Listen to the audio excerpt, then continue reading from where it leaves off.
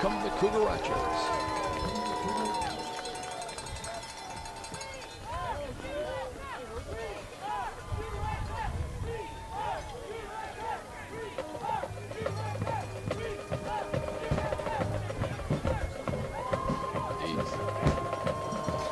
Guys.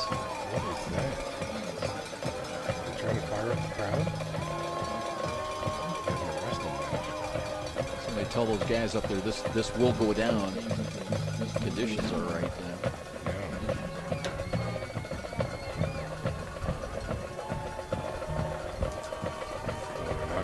Got ice. Metal note.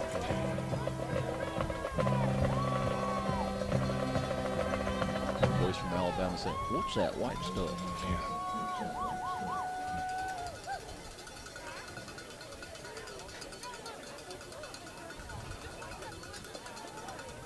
It's the North against the South.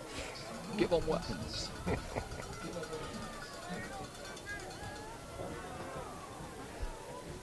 Okay, we got about a minute. Kelly? Okay.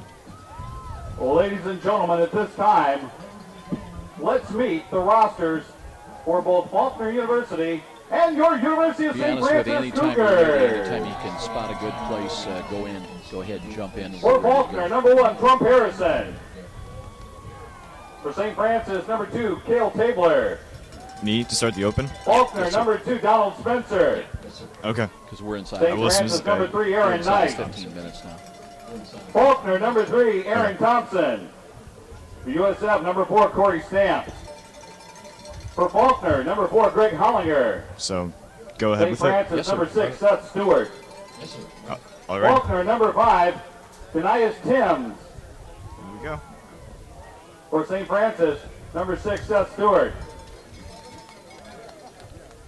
For Faulkner, number 6, Marte Sears. Number 7, Wesley Hunsaker of St. Francis. AM 1450. For Faulkner, number 7, Trey WLIV, Wayne. For USF, Now, number 8, is live John to the Lewis stadium McClain. with the voice of the Cougars, Joe Parson and the Redeemer Radio team. St. Francis, number 9, Brandon Allman. Last week it was a league For Faulkner, number 9, Corey Auburn. Today it's a home St. Francis, number 10, Josh Miller. against a formidable opponent. Faulkner, number 10, Stephen Dawson. John M. Darcy Stadium. USF, number 11, Seth Joined by Coates. Sean McBride. Daniel Grutter will join us. Faulkner, number 11, This is Dana Boca. 2013 St. NAI Francis, number 13, David Yoder. first round. Faulkner, number 12, Seth Baker.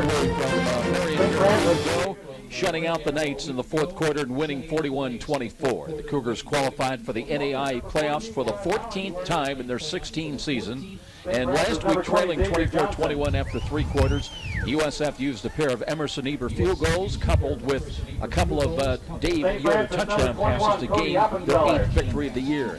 Sean McBride joined us now, and talking about Emerson Eber. Sean, 6 for 6 on extra points, 2 for 2 on field goals. He has been among the top leaders among kicking stats all year, and just a talented young man. I know you had a chance to see him years ago with Bishop Dwenger, but the only miss he's had on an extra point came at Taylor a couple of weeks ago when there was a bad snap and bad hold, and he still managed to hit it upright, but that is his only miss of the year.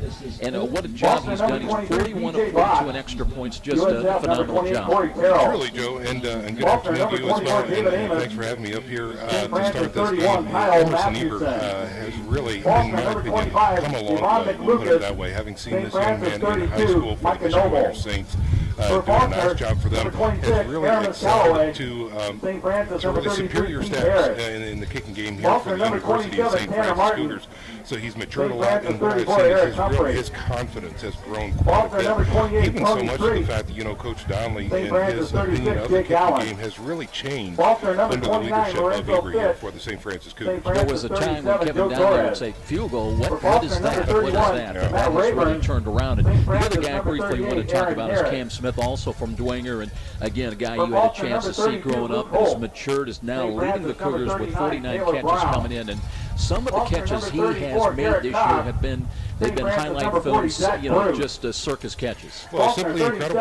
As these young men mature, when they grow into their adult bodies, clearly what they have done with many more reps and many more snaps under their belt, they've got that ability to break out of themselves and do things that they haven't been able to do when they're 16 and 17 years old. That is clearly evident on the field with Cam Smith and, of course, Emerson Eber. But being down on the sidelines, Joe, and seeing these boys in action, actually young men, I should say, at this point, has truly been a joy. It really has, because Cam Smith has been lights out in his ability to go after the ball and to make catches for the St. Francis Cougars. And you'll hear coming up Kevin Donnelly also talking about maturity, especially Emerson Eber. As far as today for USF, it's the first ever matchup with Faulkner University. They're out of Alabama. The Eagles come to Fort Wayne sporting a 6-game win streak and a number 9 ranking after defeating Kentucky Christian last Saturday 42-14. For the Eagles, it's all about the offense. They're number 2 among all NAIA teams in scoring. They average 48 points a ball game. They're led by a 6'1" senior quarterback, Josh Hollingsworth, who has thrown for over 4,100 yards and 40 touchdowns. And Sean, just an imposing challenge. And you look at it, begins also with the offensive line. They average about 287 a man, and they've got a young man at guard. When you just look down the list of in the lineup that you see of players, and there will be one guy that stands out, and his number is number 77. Samisi Tupu goes 6'4", 400 pounds, folks. He's not missed too many meals of Bill Nurch's. Well, not only that, he's got his own zip code and his own gravity field. This guy is massive. And from what I understand in talking to the coaches and some other personnel, not only is he massive, but he is very athletic as well. And, of course, this is going to be a challenge for St. Francis. Again, this high-powered, high-octane offense for Faulkner comes in. In a lot of areas, they are leading the NAIA. If they are not at the top, they're in the top 5 in a lot of different categories. And their quarterback has a stable of wide receivers that he can really get the ball out to, so they are dangerous on all fronts. Well, I'll tell you what, this is a team that likes to jump on opponents quickly, too, so that'll be a key hanging in there. Cougars Eagles here today in Fort Wayne, where cold temps could be a factor. The winner stays around for another week, and the loser, well, they pack up the equipment for another year. We'll check in with head coach Kevin Donnelly when we return with more of our pregame show. This is Cougar Playoff Football on Redeemer Radio, AM 1450. For Faulkner, number 92. Antonio Jemison. I'm Matt. I'm Ryan. I'm Casey. And we're the Dodge Boys, and we're still excited about kicking off this football season with some awesome deals. 0% financing, doesn't matter what your trade is or even what your credit is. We can help anybody. Hey, Ryan, tell us about it. That's right, Matt. We have 100% guaranteed credit approval, no matter what your credit situation. Haven't met a credit score we don't like. Get a brand new car even with bad credit. That's awesome. Hey, Casey, what do you have? I have a credit selection that's never been better. With hundreds of cars to choose from, fully serviced, factory backed, can fit in anybody's budget. The biggest inventory in Indiana. Hey, Ryan, what else? Matt, we have a minimum of 3,000 for your trade. So if you you need have any junk sitting on the countdowns side of or your no? house or out back, bring it in. $3,000 guaranteed. I like it. Casey, anything else? All right. Matt, 0% financing, 0 money down, Ladies and and no payment until gentlemen, after Christmas. please Now's the best time to buy a new or used car under the giant American flag or jump online at GovernmentDodge.com. Butler, Indiana. I believe was in our pregame prayer.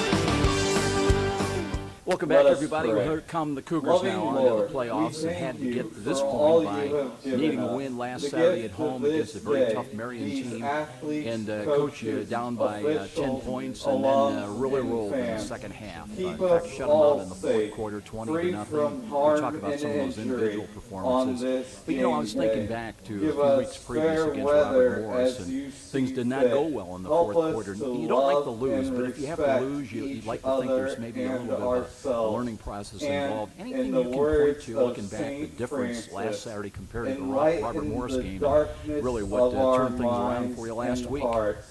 Give Going us back to a the right show, I probably faith, didn't a handle it real firm hope, and a We had a bus perfect wreck. charity, so half the that teams we also. may always and in all things you act according to your I holy probably didn't will. address it strong Amen. enough early in the week, and I think it lingered on.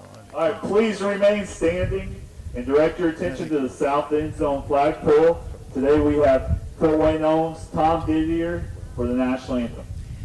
I think that we've gone beyond that now, and last week against Marion, there's no love lost between the two, and I think there was a little overkill. say, There can you was see so by badly the that dawn's we made some early mistakes. light Got everybody settled down. what half so first. proudly we did at the twilight's You know, I mentioned individual last performances. Dave Yoder doing his gleam. job coming off the bench. Your bullpen Stripes artist. and bright And with 2 touchdown passes in the fourth quarter, also had a couple of interceptions. And up with Emerson Ebert, you know, with 2 big field goals. And what a job he's done for you this year. He's only missed 1 extra point. That was at Upland on a bad snap, and he still banged it off the upright, but he's been otherwise perfect on the year. And talk a little bit about his steady, prolific kicking this year.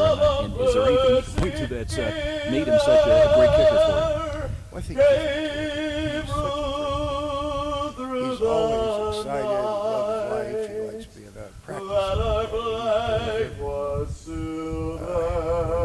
And I think some of that bleeds off. Oh, say does that star-spangled banner yet Let's talk about Faulkner today, and they come in with just impeccable credentials. Josh Hollingsworth has thrown for 40 touchdowns, over 4,100 passing yards. And, you know, during the week I was looking at them statistically on paper, and the thought was, Coach, they should be playing the other team from Alabama, the one down in Birmingham. Perhaps today, huge offensive line. They got a 400-pound guard, and talk about the matchup here today against this impressive team.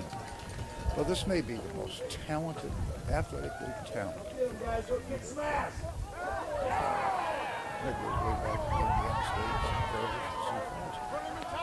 They have the size, they have the athleticism, they have tremendous speed and the offensive skill and the defensive secondary. I've never gone up against a program that has 48. They had 30 transfers last January. And then, you know, you bring in another bunch of them, you know, in the summer.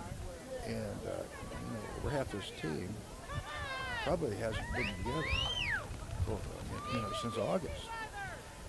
So I think they were probably going through early. They dropped a couple of close ones early because they're still trying to find themselves.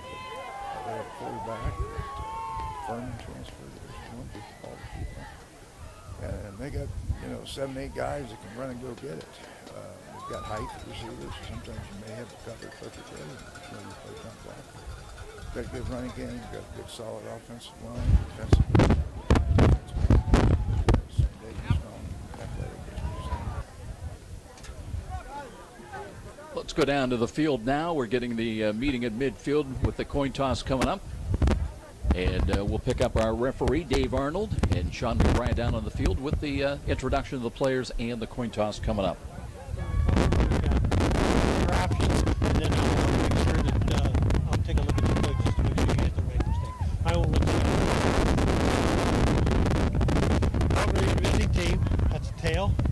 heads, who's going to call it? Call it. Call what's covered it up. I will flip it and let it hit the ground. He said tails. It's heads. St. Francis, you withdraw. Which goal do you guys want to defend? Take it to the board. So, Faulkner, you stand over here. All right, Joe, coming up to you. University of St. Francis has won the toss, and they will get the ball, and they will be defending the south goal. Gotcha. As you can tell, the wind is a factor here today.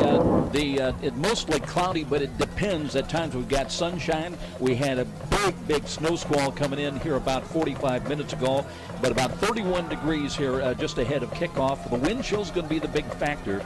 The temperatures will be going down, and so will the wind chill. Right now about 18 degrees, and that will dip down to about 16 degrees before this game is over. So the Cougars come in 8-2 on the year. They're ranked number 6, 5-1. They won the Mid-East League Championship last week under Coach Kevin Downley in his 16th year. Coach Brent Barker in his second year. He's also the athletic director for the Eagles. And Faulkner at 9-2, ranked number 9. They finished 4-1 in the Mid-State South and tied for number 1 in that particular division. We'll be back with the kickoff and get this playoff first round game underway when we return. This is Cougar Playoff Football on Redeemer Radio, AM 1450. It's time to unbank your life. For most people, banking is a cold, sterile, and often a confusing experience. Typical bankers just don't seem to speak your language, and they rarely remember your name. Not at Fort Financial. Fort Financial Credit Union helps you unbank your life with member-focused products and complete offering of services like mobile banking, online bill pay, direct deposit, and courtesy pay. Stop by our corporate office at 3102 Spring Street. We mean what we say, we do what we promise, and we make your finances simple. Only at Fort Financial Credit Union. I didn't hear you. Yeah, that should be a good time. We're all searching for answers, searching for meaning in our life. But the world and culture give us empty solutions and empty promises. We know there is more to life because we're searching for the real truth and real meaning. You can stop searching because you found Jesus Christ and His Catholic Church. Redeemer Radio. Welcome home to your family of faith. In the name of the Father, and of the Son, and of the Holy Spirit, amen. Let us pray. As we gather in your name, O Lord, there are so many things for which we are grateful, for you have created us in your image and likeness, and you have filled us with gifts and talents and abilities. We thank you for the gifts that you have bestowed upon these athletes, their coaches, their parents, and their supporters. We ask you to bless this contest in which we show forth the beauty of creation by using our talents wisely. Help us always to use them for your greater honor and glory in a spirit of fairness and competition, so that this game may truly be a way of bringing to the world the awareness of you who are Lord forever and ever. In the name of the Father, and of the Son, and of the Holy Spirit, amen. Strap in and turn up the radio for hard-hitting, high-scoring USF Cougar football. Coach Kevin Donnelly joins Joe Parson and the Redeemer Radio sports team for one of the great traditions in Fort Wayne sports as we count down to the kickoff on Redeemer Radio AM 1450. And we get ready to go. If you can hear this game, it is thanks to our communication sponsor, Dr. Todd and Mary Briscoe Family Dentistry. Their generous financial support helps make this Redeemer Radio sports broadcast possible. Need emergency dental care? Call Dr. Briscoe at 486-9950. That's 486-9950. Faulkner to kick it away. They've got the wind behind them. It'll come down to Kelsaw at the 10. Work straight across the 15-20, 25-30, and across the 30-yard line up to about the 32-yard line. That is where the Cougars will go to work offensively, 1st and 10, moving against the wind in the early moments, right to left. Early moments of this ball game, as we mentioned, Faulkner comes in, and a very impressive team. They've got a 6-game winning streak under their belt. Their only 2 losses came September the 21st. They lost against Reinhardt, which is a first-year program, by the way. They lost 28-24, and then a week later in overtime to Lindsey Wilson of Kentucky, 30. So Josh Miller will open up at quarterback, and out of the shotgun formation, 3 wide to the left. He rolls to his left side, looking to throw. Is running out of time and got rid of it and throws it short, looking for Aaron Knight. And Miller took a little bit too much time. He could not find anybody. And it'll bring up 2nd down and 10. Joe. And let's go down to Sean McBride. Yeah, Joe, I tell you what, facing this high-powered, high-octane offense from Faulkner, the best defense against that, keep them off the field. No surprise that the Cougars wanted the ball to start the game. But they've got to move the chains, and now they've got 2nd down and 10. Moving right to left, second snap of the ball game coming up. We've got 14:49 remaining on the incompleted pass. Bunch line up to the left. That's the wide side of the field once again. And Miller out of the shotgun, making the start. Blitz coming defensive left side. They'll run the ball. Angled run to the right, and that's Jason Nicodemus. Stopped short of the first down. Tripped up around the 37-yard line. Little counter run, took the handoff. Coming from the left half spot, and hurry up offense for USF as Faulkner's trying to make a change. And again, St. Francis not able to snap the ball. There was movement again, and now flags. So let's see, there's going to be a timeout called on the field. That'll stop things with 14:28. It'll be 3rd down and 4 coming up. So with a timeout, a church timeout down below, let's just step out for this. This is Cougar Playoff Football on Redeemer Radio AM 1450. The USF, the sisters of St. Francis. Here's a money-saving tip from Mumper, the #1 name in insulation since 1956. Exposed attic ceiling joints and ductwork or new snow that quickly melts off the roof means you need to add insulation. We'll fill empty sidewall cavities with insulation, even through masonry aluminum or vinyl siding with no unsightly holes. Plus, we'll seal your crawl space with urethane foam for a total insulation package. Mumper Insulation at 432-7543 for a free, no-obligation energy analysis of your home. Back at Darcy Stadium, welcome in with Sean McBride, and Daniel Carter's on his way. He'll be joining us shortly. Cougars will have 3rd down and 4 coming up, and trying to reach their own 42-yard line on this snap of the football coming up on 3rd downs. Cougars come in at 50% on the year, 82 of 163. They were 50% last week against Marion. And Miller loads up, and right before he's ready to unload that pass, there was a penalty flag thrown. And we'll see, this is going to be apparently procedure against USF. So that'll cost them. False start, surveying the offense, 5-yard penalty. For St. Francis coming in averaging just under 47 yards a game in penalties last week against the Marion Knights. They had 4 whistles for 33 yards. But now it's going to be 3rd down and 9. Cougars making a as well as Cam Smith comes onto the field, sent wide right, 2 wide to the right side. And Miller out of the shotgun movement defensively. Now they reset. Was there contact? No penalty flag. Now with a play clock at 7, the Cougars change the play off. And the play call as Nicodemus lines up now behind Miller, who drops to throw. Looking, steps up, throws to the right. Here's a ball caught. Did they have enough yardage for the first down? Little curl play, and that's got to be Cam Smith. Curls across the 41, up close to the 42, and we'll wait for the indication from Dave Arnold, our referee, whether it'll be 1st and 10 or 4th down, and they move the chains. That'll be the Cougars with the first down. So a good start as Miller comes up and hits one of his favorite receivers here. As they move the chains now, USF works with 1st down and 10. Cougars coming out of a little bit of a semi-huddle now. Keem Kelsaw into the game, wide to the left side. Cam Smith stays out there and is sent wide right. Offensive line for USF is averaging 287 a man. They'll run the ball. Here's Nicodemus, curls up the middle, crosses the 45, and got another yard out to the 46-yard line. Jason Nicodemus with now 384 rushing yards coming in. And that carry right there in the early part of this ball game, Antoine Campbell, until this ball game, has led all season long. And remember, he's missed 6 games this year because of the ACL tear. Now Dave Yoder comes onto the field. So a quick change for USF as far as their quarterbacks, as now a 2nd down and 5. And it remains to be seen if that ankle tightened up. Here's a screen pass to the right, intended for Aaron Knight, but that one settles. It's incomplete, so it'll bring up 2nd down and 3rd down, I should say, and 5 coming up. Let's go down and check in with Sean. Yeah, quarterback on the ground getting stretched. It looks like that ankle may very well be tightening up on him. We're going to keep an eye on Miller as he continues to get worked on here on the sidelines. So it'll be 3rd down.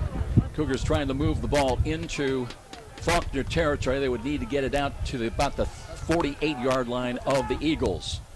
3rd down and 5. Yoder out of the guns. Got motion from Knight. right to left behind the line of scrimmage, drifting to his left, sets his feet, now reverses back to the right. He's got some running room, looking, turns the corner. He's not going to get there, and bumped out of bounds right about after a gain of 1 yard. So it'll be 4th down and 4, and it looks like the Cougars will bring on the punt team and Colin Carmen to punt the ball away as we welcome into the broadcast Daniel Carden for the first time this afternoon. As Colin Carmen had a long punt last week against Marion of 49 yards in 4 attempts. Good to see you, buddy. Hey, nice to be here and not out there. Sean sends his greetings, by the way. So here is Carmen at the 31. No rush. Got the kick away. Wobbly ball. That one, fair catch is called. Then they back away from it. And it takes a Cougar bounce inside the 5 down to about the 3-yard line. Still rolling to the 2 and down to the 1. And Cougars are trying to urge it on a little bit, waving it, trying to assist that win. But it'll be Faulkner's ball at their 1-yard line, 1st and 10. So how about that job by Colin Carmen? Hey, that was a beautiful punt and even better coverage down there. They got down there and make sure that it didn't go into the end zone. So one thing that I'm excited to see, obviously, is this quarterback. He is obviously with his stats and being ranked, moved up to number 5 all-time NAIA passing. So I'm interested to this weather, what he does. Well, Hollingsworth looking to put the play into motion now, backs away. Still 18 on the play clock. They did not huddle up. They've got really there answer an offset I to the right side, a power I formation. They'll hand the ball, and it'll be a running play off to the left. They've got running room to the 5 and to the 6. Dave Mason has been doing most of their running this year. As far as the success, that is his 113th carry of the year. Came in with 633 rushing yards, averaging over 5.5 yards a carry and gains about 6. And they'll look to him again. Amos cuts to his left, ran at his own man and ran into Samisi Tupu, the 6'4", 400-pound junior. That stopped him perhaps from picking up the first down. And look at Tupu, Daniel Carter. How would you like to have that guy, number 77, as a lead blocker for you? Hey, I think I'd have to run behind him every play. He is a mountain. 3 wide to the right. Cougars come up in press coverage now, and they'll back away again for Josh Hollingsworth. We'll take a look to the Faulkner sidelines. They have 3rd down and 3. Trying to convert on their first possession of the ball game. No score. They'll run the ball with Amos. Amos cuts back to his left. And at second effort, let's see if he got the first down. That's close. They're going to spot him up across the 10 at about the 11-yard line. And we will wait for the indication, and they'll move the chains, and Amos did just get the first down. Hurry up, no huddle offense once again. 3 wide to the right now for the Eagles. They'll run the ball with Amos. Amos will curl to the left and did not get much. Maybe gets back to the line of scrimmage. Trying to break it up the middle of the field and stopped by Kyle Mathewson, who leads the Cougars with 75 tackles coming into today's ball game. This is an interesting strategy when you have such a great quarterback. To all your plays recently have been just run.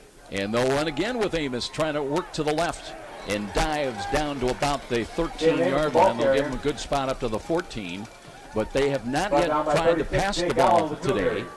And they'll have their 3rd down situation, 3rd and very long, 3rd and about 8, as they try to get out to their own 22-yard line. And let's see if Hollingsworth now, out of the shotgun, attempts his first pass of the day, and he will. Looking, flush to his left, now can run.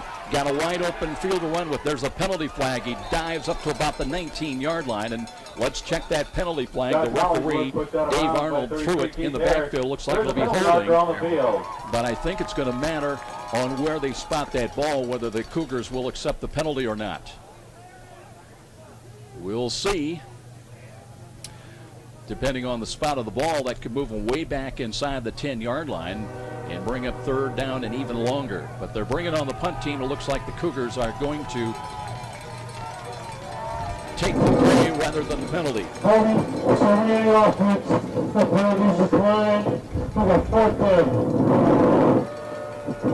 So to bring up 4th down and 4. And both teams are going out. Now is Hunter Kennemer, who had a long punt last week of 53 yards and 4 punt attempts against Kentucky Christian. Joe, that was an interesting offensive series. You have a quarterback that has 66 completion, and I believe he's thrown for 40 touchdowns and almost 4,200 yards this year. So I'm surprised that they didn't try to air it out a little more. Very conservative first series of the game. The Cougars have got the ball inside the 5 at about the 2-yard line. Nice. So Pinamo, who did not have a punt block this year, the Cougars will have the first scoring opportunity of the ball game. It'll be a big opportunity first and goal inside the 5 off the 2. You know, surprisingly, Keith Harris wasn't there. That's normally the guy that blocks punts. We couldn't get a number out there, but was that Joey Donaco, number 91? Joey Donaco, I believe, is going to be credited with the punt block. Cougars will start first and 10 on the Faulkner 2-yard line. Scoring opportunity of the ball game. That's pretty exciting. Got the fans something to cheer about, and hopefully it gives the offense something to punch in and put points on the board here. Be first and goal from the 2-yard line. Dave Yoder in early relief of Josh Miller. Delta formation is in. Here's a pitch coming to the left. Here's a couple of Nicodemus in there.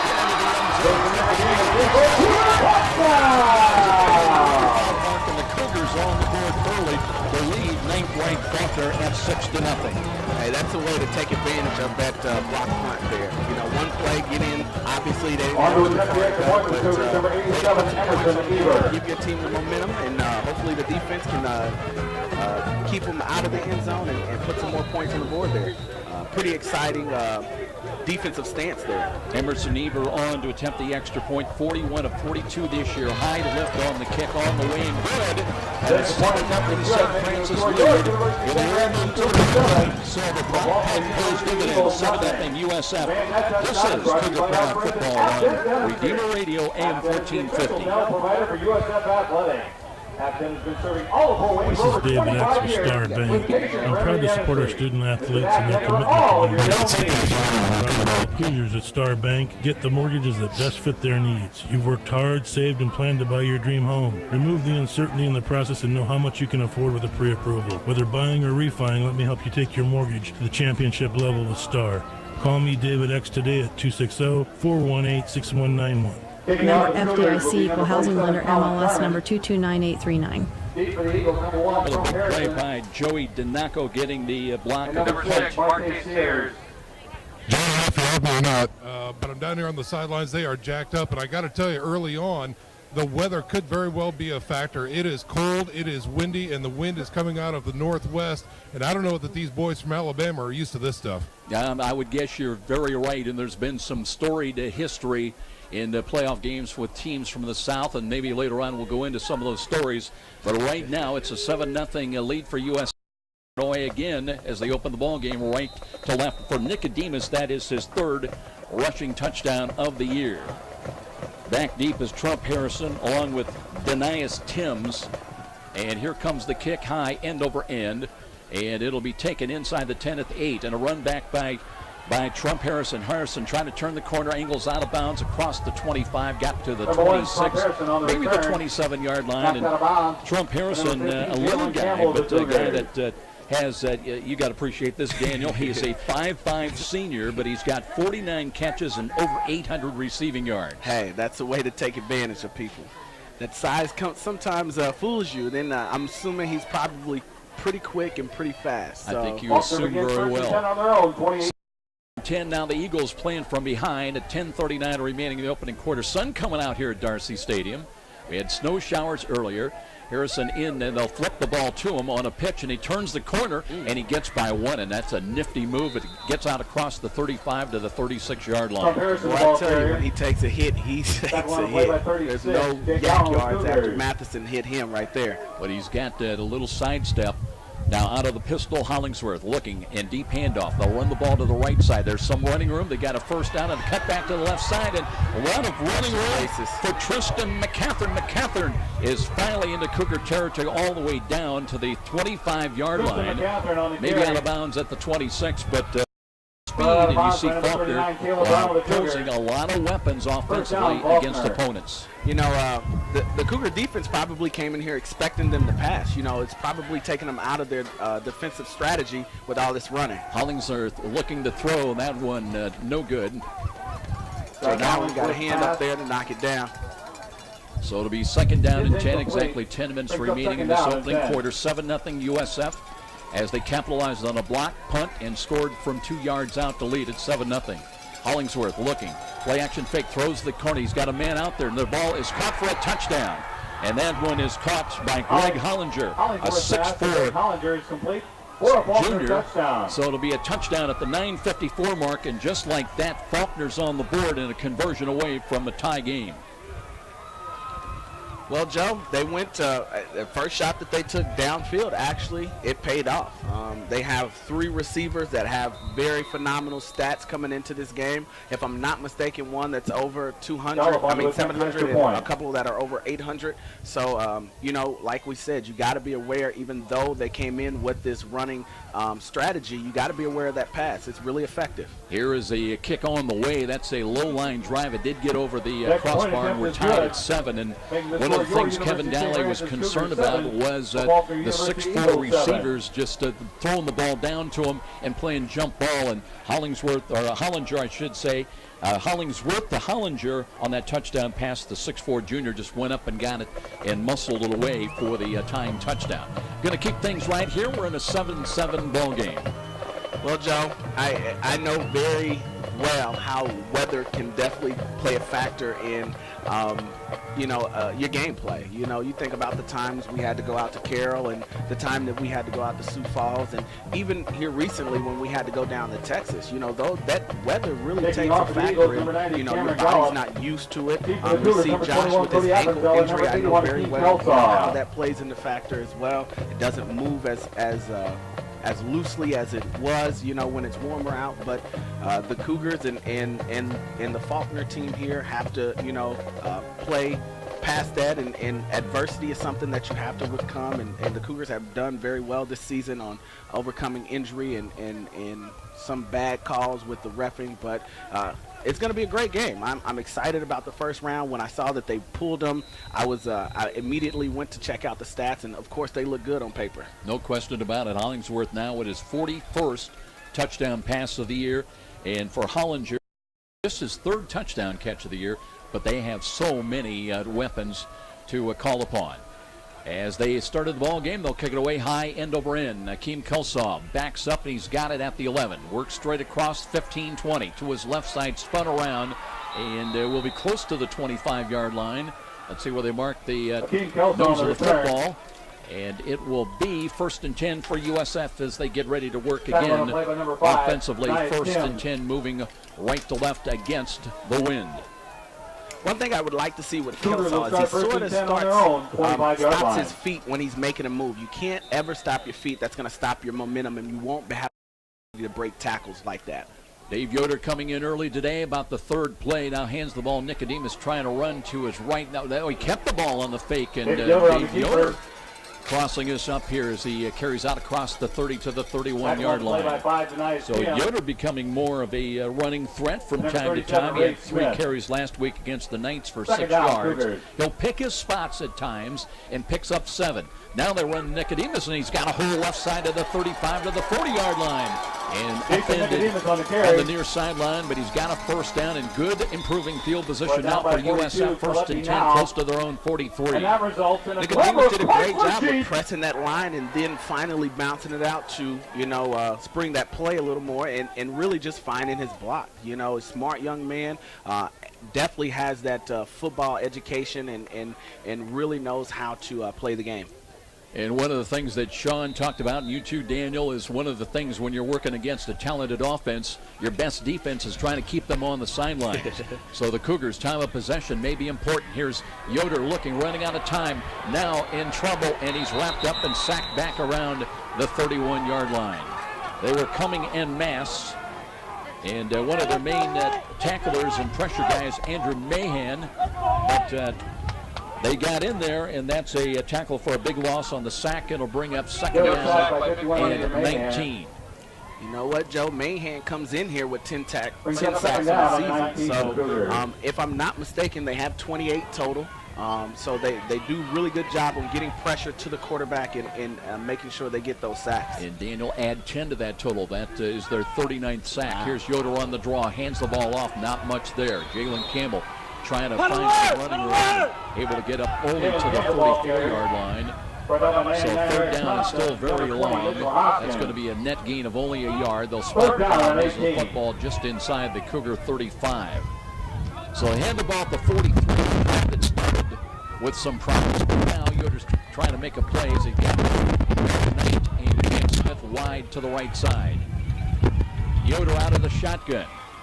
And a little motion now came Kelsaw, moving from left to right behind the line of scrimmage. There's a roll to the right side. Yoder steps up and wrapped up again. Could not get rid of it, and they've got him for a sack back at the 32-yard line.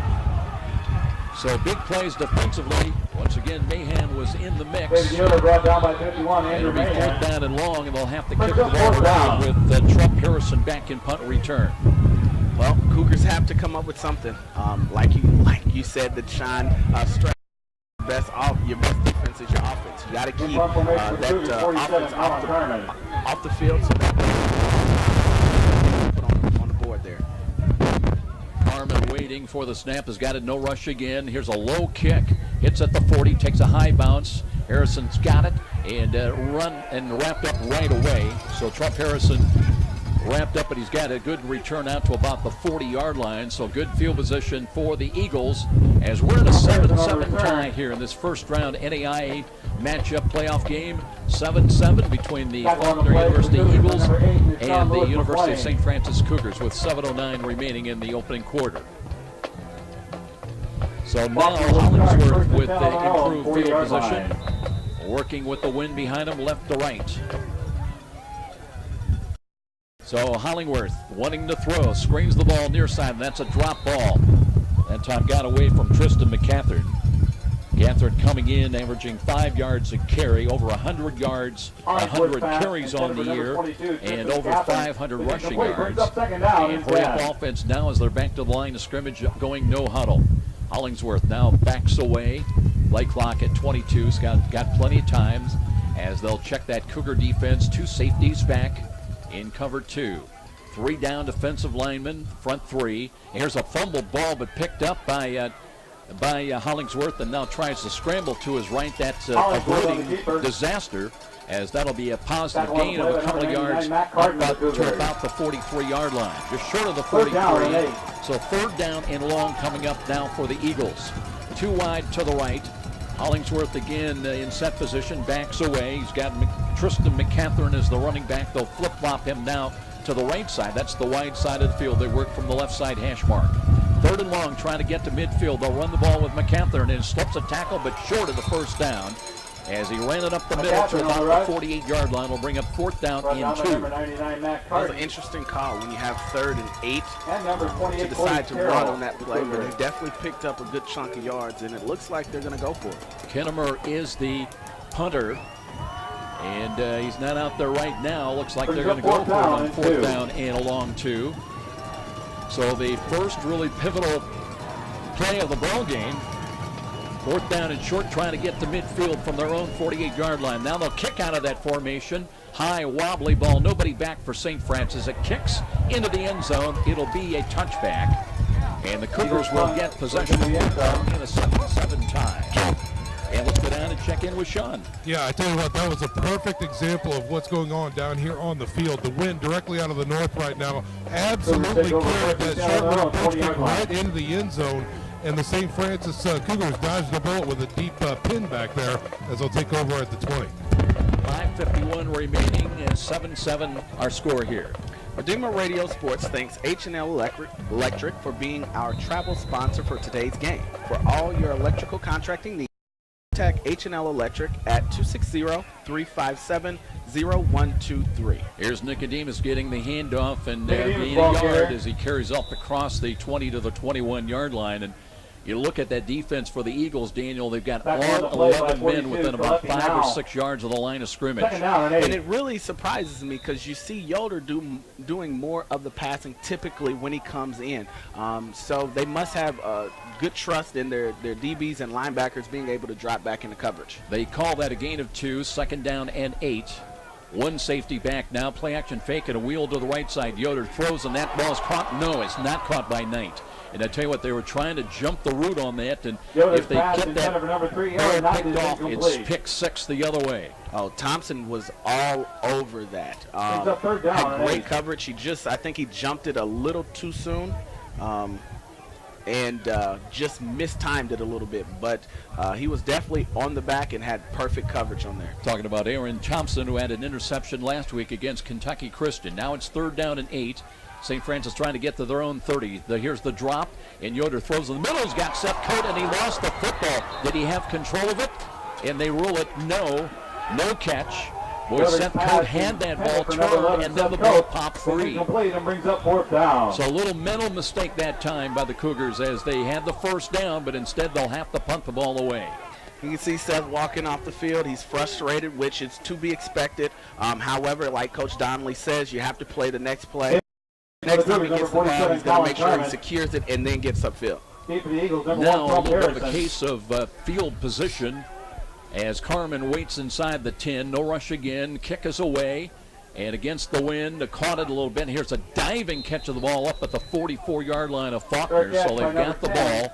And that time they took a bit of a chance with the kick return man down there, but they've got the ball in improving field position in a 7-7 tie with 5:09 remaining in the opening quarter. You know, Joe, I was looking at the last couple of punts that Carmen did, and I was like, well, why is he not getting so much on it? I realized he's kicking into the wind, and it's head on. 20-mile-an-hour wind. That'll do it to you. That'll be a bit of a factor. They got a little different offset eye, and in the middle of that, out of the pistol, is Josh Hollingsworth. So the running back out there now is David Amos, who started the ball game. He's the tailback. Offset to the left side. They'll run the ball to him and trying to get to the outside. He'll get about 2, maybe 3 yards up to the 47-yard line. It'll be a gain of about 3. So Amos trying to the lead blocker that time, Corey Goodson, who has only 1 carry all year. His job in the long and short of it is the block for the running back. Now they put him in motion to the right side, and they'll run the ball to Amos again, and wrapped up. He got right about to midfield. So 3rd down call coming up for the Eagles. 3rd down and a long 4. Trying to get just outside the USF 45 to convert on this snap coming up. And as far as 3rd downs for Faulkner coming in, they are 44%. Last week against Kentucky Christian, they were only 4 of 12 for 33%. Hollingsworth again backs away, and Goodson will come over to make sure that, and along with Amos, that they know the play call. 3rd down and 4. Goodson in motion now, resets on the left wing. They'll run the ball to him, and he runs into traffic, and he will not get back to the line of scrimmage. They'll give him a spot right at the 50, but it'll bring up 4th down, and we'll see if Kinnemer will come in to punt the ball away again. Nothing going. They got good penetration, was able to get in there and slow them down, and allow the offense to get back out here to hopefully move down the field and punch another points on the board. Well, it'll be Kinnemer now to officially punt the ball away. He's had a long on the year of 54 yards. He's got the wind behind him. He waits at his own 35-yard line. Remember, the Cougars already had a block punt that has set up their first. Here's a low snap. It bounds into Kinnemer, looking, running around, and he got rid of it. It was partially blocked, and that ball hits at the 44-yard line. And let's see, everybody's just standing away from that ball. It'll roll down inside the 30 to the 25, and it's still rolling inside the 25, down close to the 24, where USF will have the ball back. They made sure that it rolled as long as it was going to. So St. Francis will get the ball back, and they've had their second block punt, at least a partial block that time. And they'll get the ball back in a 7-7 tie with just over 3 minutes time remaining in this opening quarter. First and 10 on their own 24-yard line. Got it at the 4. 1st and 10. Yoder with Nicodemus staying in there as the running back. They'll work from their first snap from the left side hash mark. They'll hand the ball off Nicodemus, trying to curl up the middle. Wrapped up that time and dropped by Kalepi now senior 240. Daniel, I was looking at doing my game prep during the week, and it seemed like every guy on this roster is 225 or better. And they've got some size, and of course led on the offensive side by the big fella Samisi Tupu at 400 pounds. Wow. 2:49 remaining in this first quarter, 7-7 tie. Nicodemus picks up a couple, 2nd down and 8. Yoder this time out of the shotgun. Blitz coming defensive right side.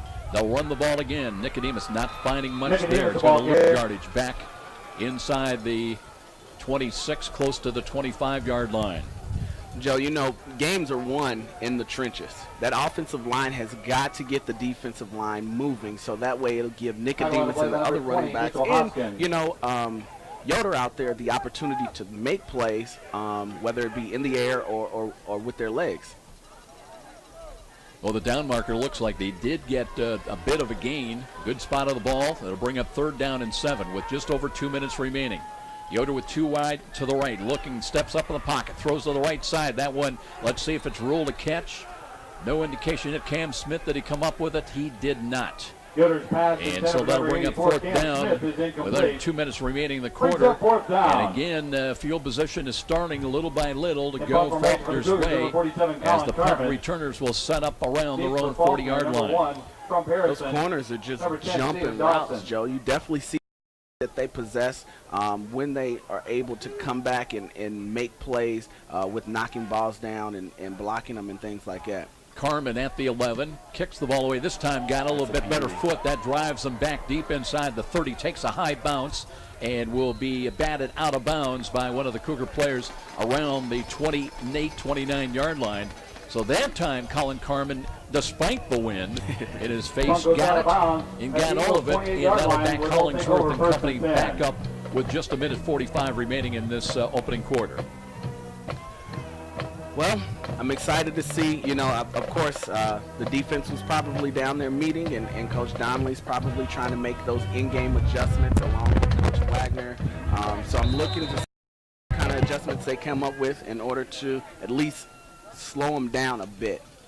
3 wide to the right, 1 wide to the left, including to the right side, Donald Spencer with 33 catches. Everywhere you look, they've got 30-plus catches or more. They'll run the ball, though, and McCaffrey slips through and back pedals his way up to the 35-yard line. They'll give him a spot just across the 35, so that'll be a gain of about 7. Play by number 33, Keith Harris. Keith Harris credited 39, on the stop, but a good run, down. and that's good for about 8 yards. 2nd down and 2. They'll run again, the running back, and he's in the middle of the field, and he's got a 1st down across the 40 to the 42-yard line.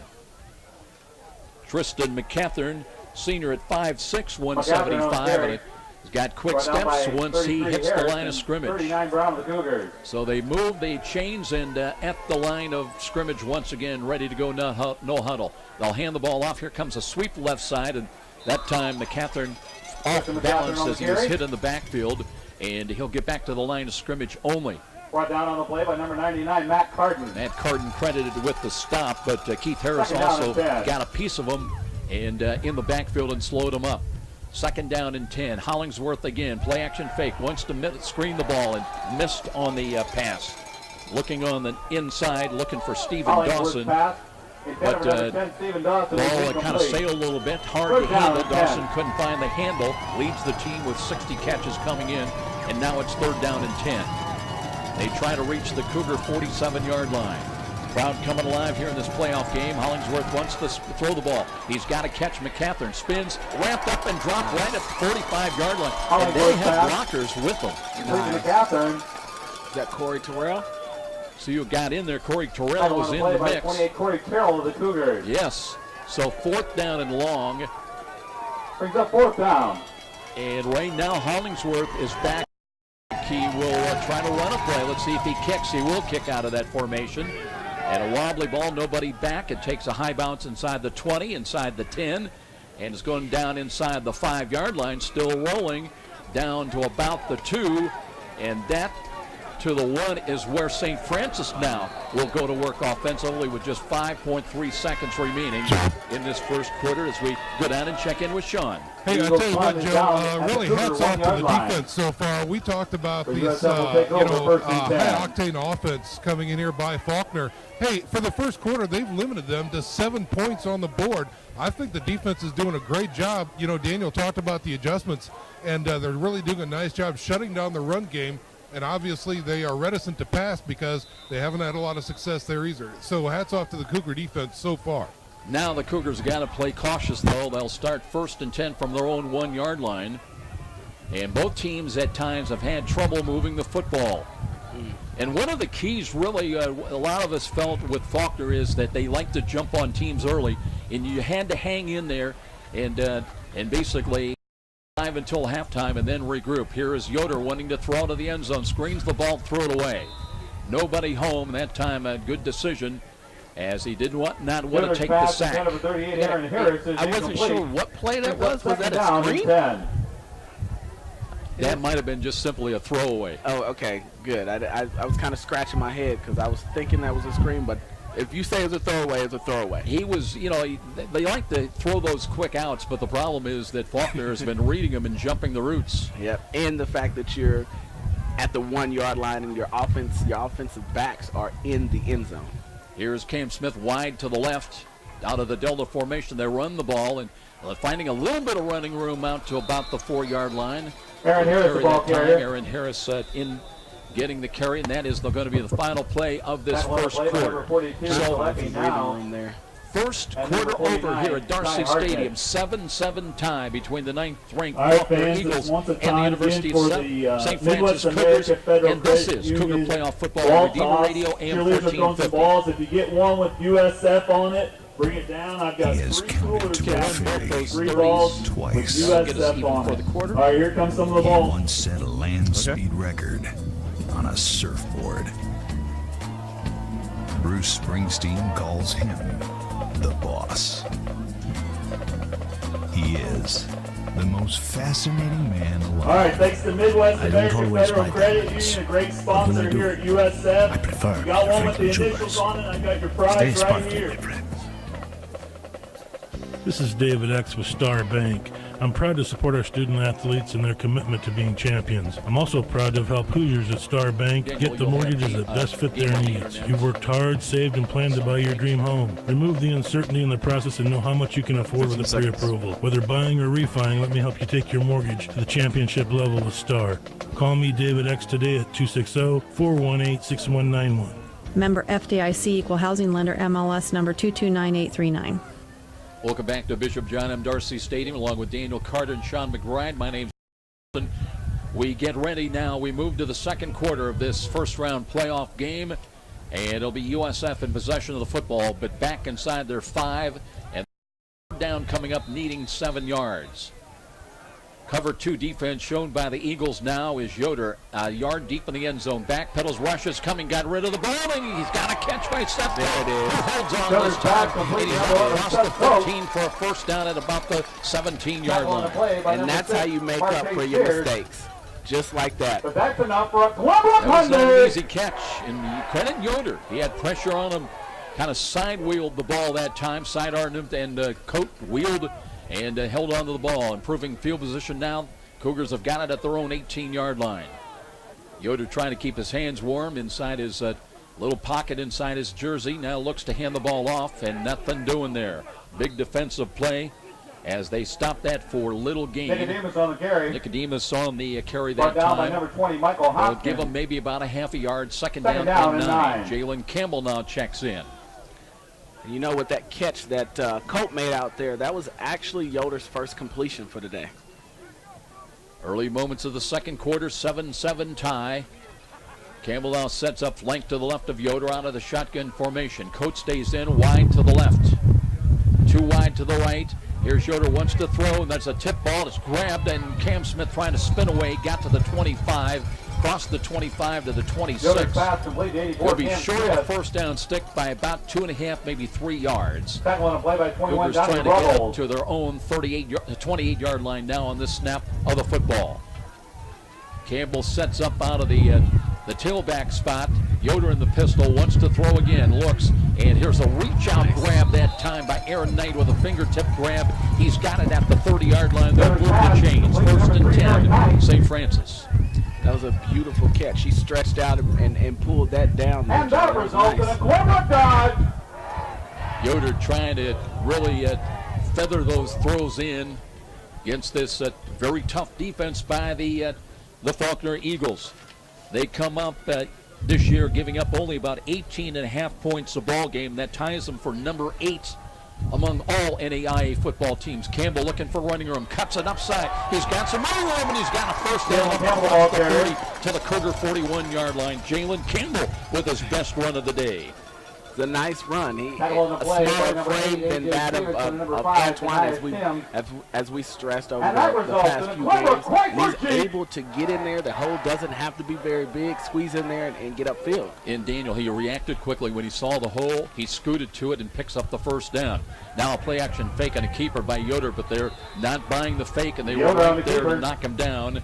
And Mahan again, I believe, was in there along with Matt Rayburn in a loss of about 3. Number 81. They didn't bite for that fake at all. As soon as Yoder got the ball, they were in his face. So let's call it second down and 13. With the ball back at the USF 38, Yoder wanting to throw. A lot of time in the pocket, throws over the middle, looking for Cam Smith. He lays out for it, Worthy on his back. Wow. Early no good. Wow. And boy, interesting. Yoder's pass in number 84. Well, the crowd doesn't like the no call. So third down and 13. I got that call if you want. And let's go down to Sean. Yeah, I tell you what, Joe, that was a questionable no call right there. The back judge actually reaching for his flag and decided to wave it off at the last second. So I don't know if the fans in the stands did anything to make him, not make that call, but it could have went either way. Now the Cougars got to get to the Faulkner 49 on this snap with third down and 12. And Cam Smith stays in wide to the right. He came up holding the side of his helmet a little bit, but a tough kid out of Dwenger. He'll stay in there. And now they reposition the football with 12:20 in this first half and a 7-7 tie. Yoder out of the shotgun, 2 wide either side of the field. There was movement, and there's a penalty flag, and let's see if that's a free play. There's a knuckle ball that's caught by Cam Smith at midfield. And they give him a good spot to the 48, so if the play stands, the Cougars would have the first down. And I don't think that was designed, but the Cougars did a good job once they got offsides to snap the ball and give them an opportunity. Even if it was an interception, it was coming back. We talked about that so many times.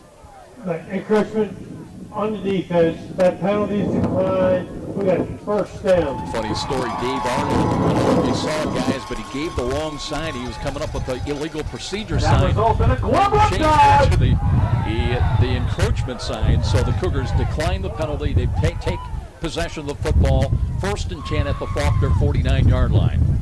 Cougars now with the wind behind them a little bit as they work from left to right in a 7 high. 3 wide to the left side. Yoder out of the pistol and looking to throw out of that. Pump fake, now throws, and he's got Cam Smith, and he tried to time the leap. That ball kind of sailed a little bit. The wind Cam Smith is incomplete. Marte Sears had the cover at that time, a 6'5" junior safety, Daniel. Yeah, Cam tried all he could to make sure he grabbed that pass there. Even if you are not able to make it to the University of St. Francis football game, it can be right at your fingertips. Redeemer Radio is broadcasting every Cougar football game. Just go to redeemerradio.com, click on Listen Live, find out more about Dwenger, Lures, and CYO football carried on Redeemer Radio, as well as great Catholic programming. With redeemerradio.com, you'll never miss another Cougar football game. There was movement again at the line of scrimmage. Let's see which way penalty flags are thrown once again as the Cougars did hand the ball off for a run. Tackle on a play by 18, Isaac Franklin. Cougars think it's going to go against Faulkner once again.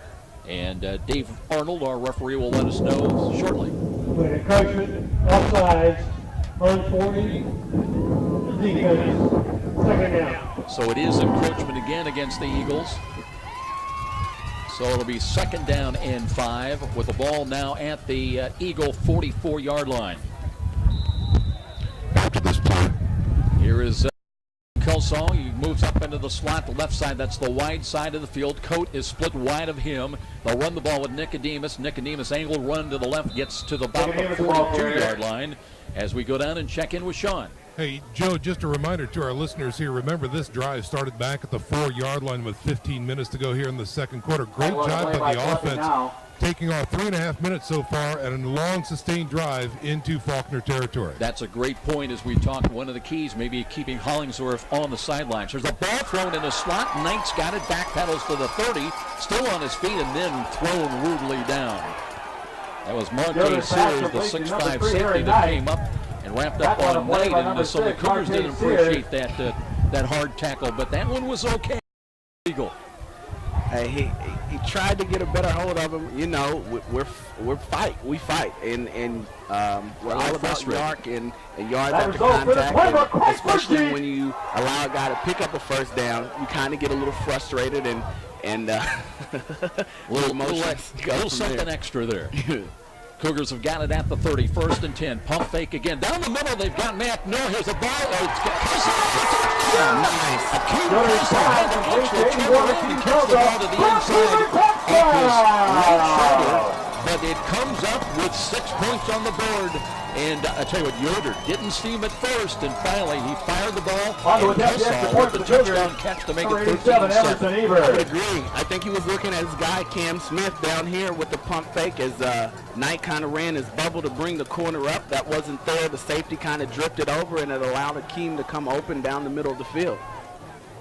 Cougars for the second time today have the lead here at home, 13-7. 10:55 on the clock, preparing for Emerson Eber's extra point attempt. For the year now, he's 42 of 43. Came in with 71 points, and the extra point attempt is on the way, and it is good. Eber's extra point Cougars attempt is on good. top here at home, 14-7. Cougar playoff football, Redeemer Radio, AM 1350.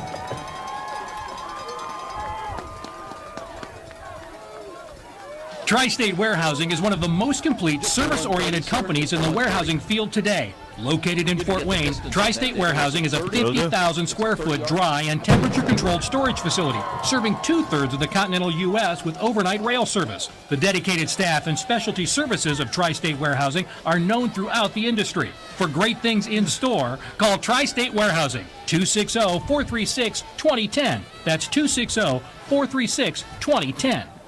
Team Kelsall with his 4th touchdown catch of the year, and Dave Yoder with his 15th touchdown toss of the season. So the Cougars have got the 14-7 lead, and it's been back and forth so far in this ball game here in the early moments of the first half at Darcy Stadium. This has definitely been, I would say, a defensive game. And like Sean expressed, you know, we expected a lot with Faulkner's offense. Of course, our offense has been pretty exciting this year as well. And taking those things into consideration, the defense made sure, both sides obviously, made sure that they were well prepared for anything that could go on in this particular game.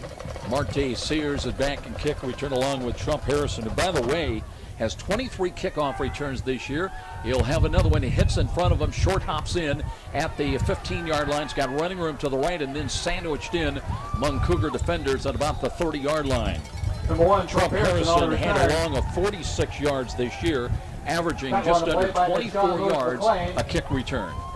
Decent field position now for the Eagles that work against the wind, though, right to left as we look at it with 10:49 remaining in this first half. They're listed at 5'5", 150. I feel like I would be towering over him right now. So we'll see Josh Hollingsworth now working out of the shotgun formation and backs away. Wanted to check that Cougar defense. 2 safeties back. Big offensive line in front of him, averaging 285 a man, tackle to tackle. Looking and throws the ball to the right, and that one is fumbled away. It'll be ruled an incomplete pass. Ryan Fox starting at center today. Samisi Tupo, the mountain man, 200-pound, 6'4" junior. Raymond Busby, the guards. Elliott Graves and are the tackles. And now they run the ball to cut back to the left, and that's right into the hands of Devin Rush, who did a good job of staying at home on the defensive right side on this outside linebacker position. So it'll bring up 3rd down and 5 for the Eagles, moving right to left as we look at it, trying to get to their own 40-yard line. Well, the Cougars defense did a great job of wrapping up that particular play. McCarthy has 5 carries from the first quarter, 5 carries, 59 yards, and he's averaging a little over, almost 12 yards a carry right now. Blitz coming defensively. Here's a screen coming, and the ball is dropped again by McCaffrey this time. So it was third down and a long 5. It'll be 4th down. And they'll have to kick the ball away with Kennemer. And right now, the Eagles, they've been their own worst enemy with some drop passes, especially on screen plays.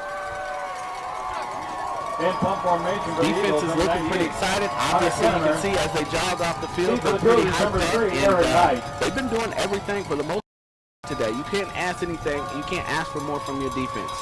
Kennemer waits at his own 21. He's had 2 punts blocked today. High snap, but he's got it. And gets rid of it. High kick, short though, and angling out of bounds. That one will not net much. Maybe only about 15 yards. Let's see where they mark it. Up around the inside the 40-yard line of the Eagles at about the 36 is where St. Francis is going to have possession of the football. That team. What's going on with the Sean McBride? Well, I tell you what, Joe, that punt went more sideways than it did north to south. The wind really hung it up there, and the Cougars come out on offense, set up ready to go. And the Eagles have done well with their kick game so far here today. Everybody comes up with some new fancy way to line up. They need to just go back to the traditional and pick everybody up and give them time to actually kick the ball. Yoder changing the play call, perhaps at the line of scrimmage. Now Jalen Campbell will be flanked to the left. Here's Yoder wanting to throw. Knuckleball. Cam Smith's got it, but can't get away. Gave some ground back at the 33-yard line. That'll be a gain of about 4, maybe 5 yards. Well, that ball looks like it's coming out a little awkwardly out of Dave Yoder's hands. And almost like a knuckleball, but it got to where it needed to go, and it'll be a gain of about 4, maybe now 5. Smith stays in wide to the left. They'll pitch the ball to Campbell, and he's going nowhere. They had penetration immediately across the line of scrimmage.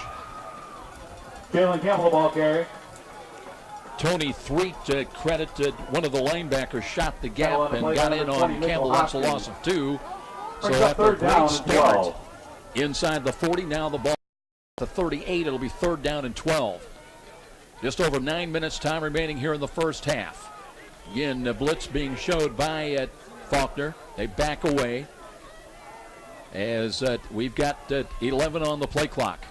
Yoder ready to put the play in motion again. Now he's got the snap. Then penalty flag is thrown. Throws over the middle looking for Cam Smith, and he was held on the play. But there's no flag down here on the near side. 84 Cam Smith is incomplete. There are penalty markers Yoder on the was field. hit after the play as well. Let's check the penalty, though, with our referee, Dave Arnold. Talking to the linesman. There's 2 flags on that, Joe. Also, I don't know if, Sean, if you saw, looked like Cam Smith was interfered with as well. The official still conferring. We've not had a decision. Yeah, he's getting ready to get on the mic. There was 2 flags on that play, Joe. Let's see what they have to say. Offsides on the defense, 81. Penalties declined. We had interference on the defense, 21. 15-yard penalty, 1st down. So, Sean, exactly right. There were 2 penalties, and both were against Faulkner. The first one might be good against St. Francis. So, the penalty, Daniel's going to move the ball down, and the Cougars will have a 1st down, 1st and 10 at the 23-yard line of the Eagles. I agree with you, Joe. I thought it was going to be some illegal procedure on that first flag there. Dustin Underwood. He's in, and he's tanked to the left side. 2 wide to the short side to the right. Yoder out of the pistol. He's got Nicodemus lined up behind. Play action fake. He throws to the right. He's got Knight. Knight trying to make a move. Tries to fight his way inside the 17 to the 16. Was trying to get close to the 15. The nose of the football just outside the Faulkner 15-yard line. And I've been watching Yoder throw. I agree. It's coming out kind of awkwardly. But I think that has something to do with it being sort of cold out there and trying to find a grip on that ball. It's hard. Brings up 2nd down and 2. Sean, how's your grip on that microphone down there, buddy? I don't think he heard us. I can't imagine holding a football right now because the microphone's bad enough, Joe. Especially with gloves on. Here's Nicodemus, curls up the middle, trying to drag tacklers with them. Down close to the 11 is where they've got him. Now they back up a little bit close to the 12. The ball carrier. So the Cougars leading at 14-7 and trying to increase their lead. And they will have the 1st down. So Nicodemus converts.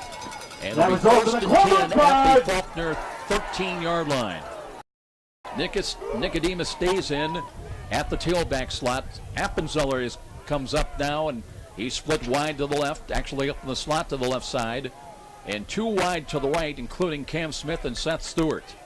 Now they reposition Nicodemus flanked to the left of Yoder. Wants to throw again. Looks, quick throw. That one is knocked away. Is incomplete. They are jumping the roots today. That time the ball in and out of the hands. Donnie Ruggles was looking for his 7th interception of the year, and he was that close.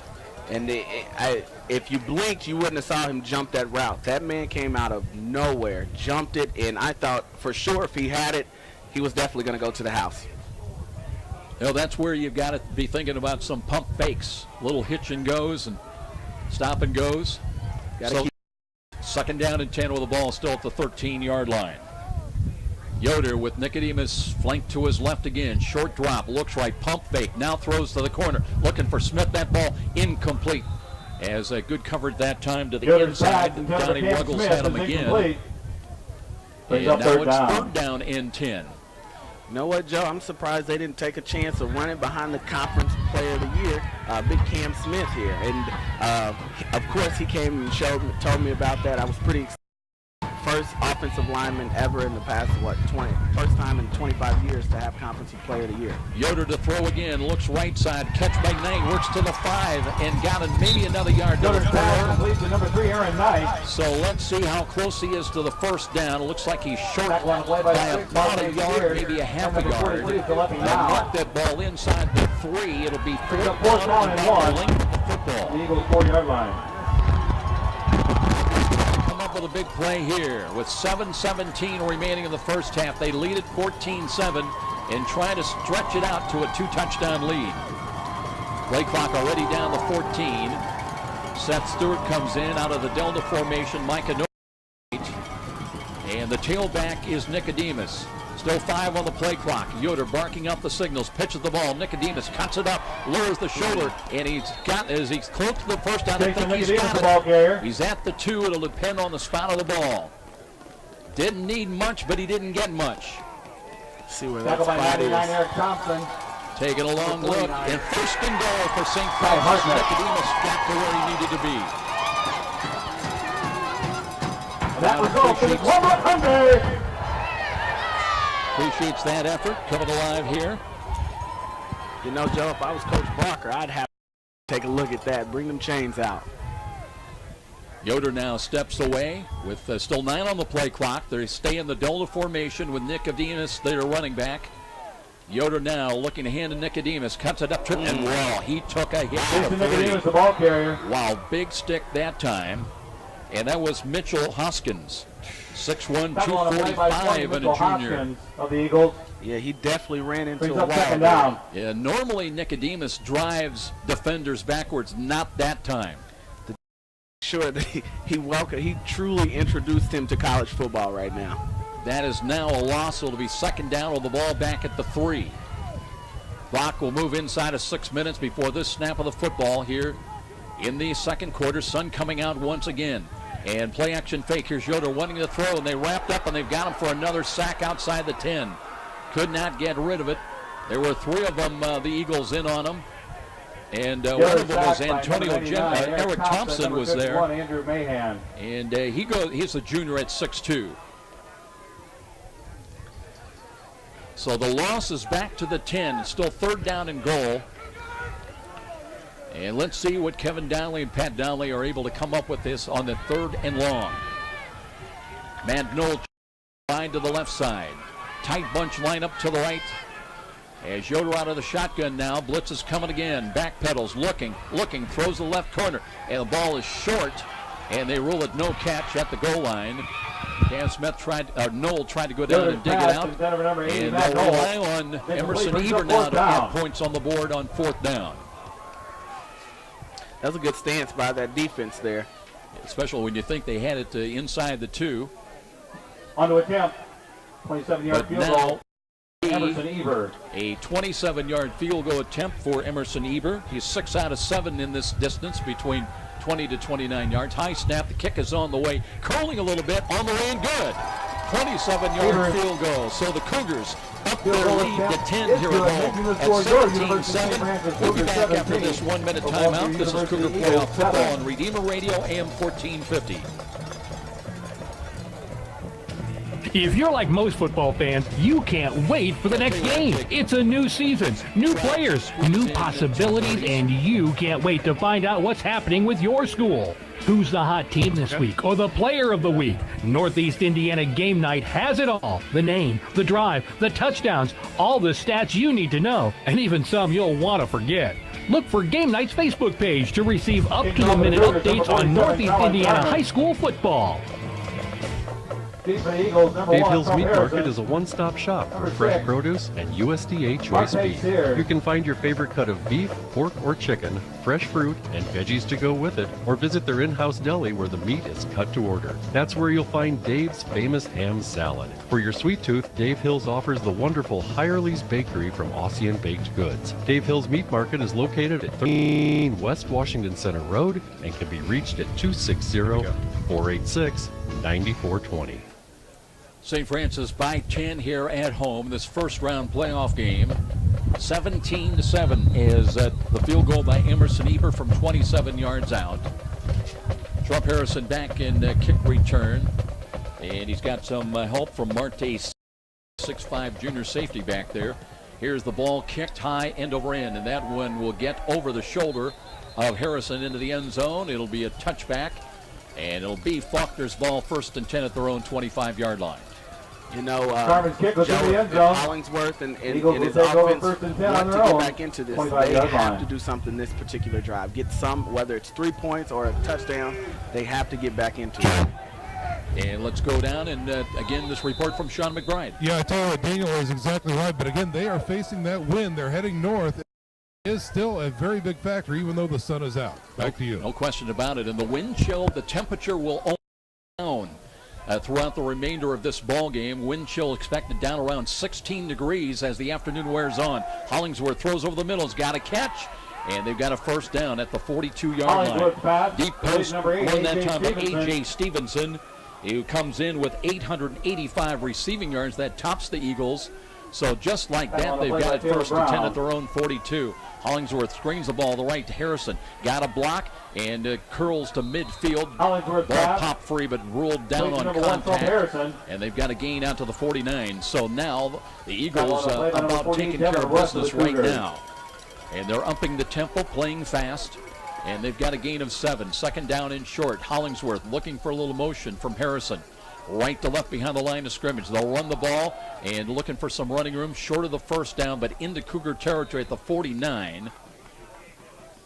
So let's see. That is going to be David Amos who got the call. David Amos on the carry. It looks like he's short by about a yard. Boy, got a real good spot on football. I didn't think he was anywhere inside the 49, but they spot the ball at the 48 where it's 3rd down and inches, and maybe close enough now where they're going to take a look-see. So they're going to bring the chains out from across the way.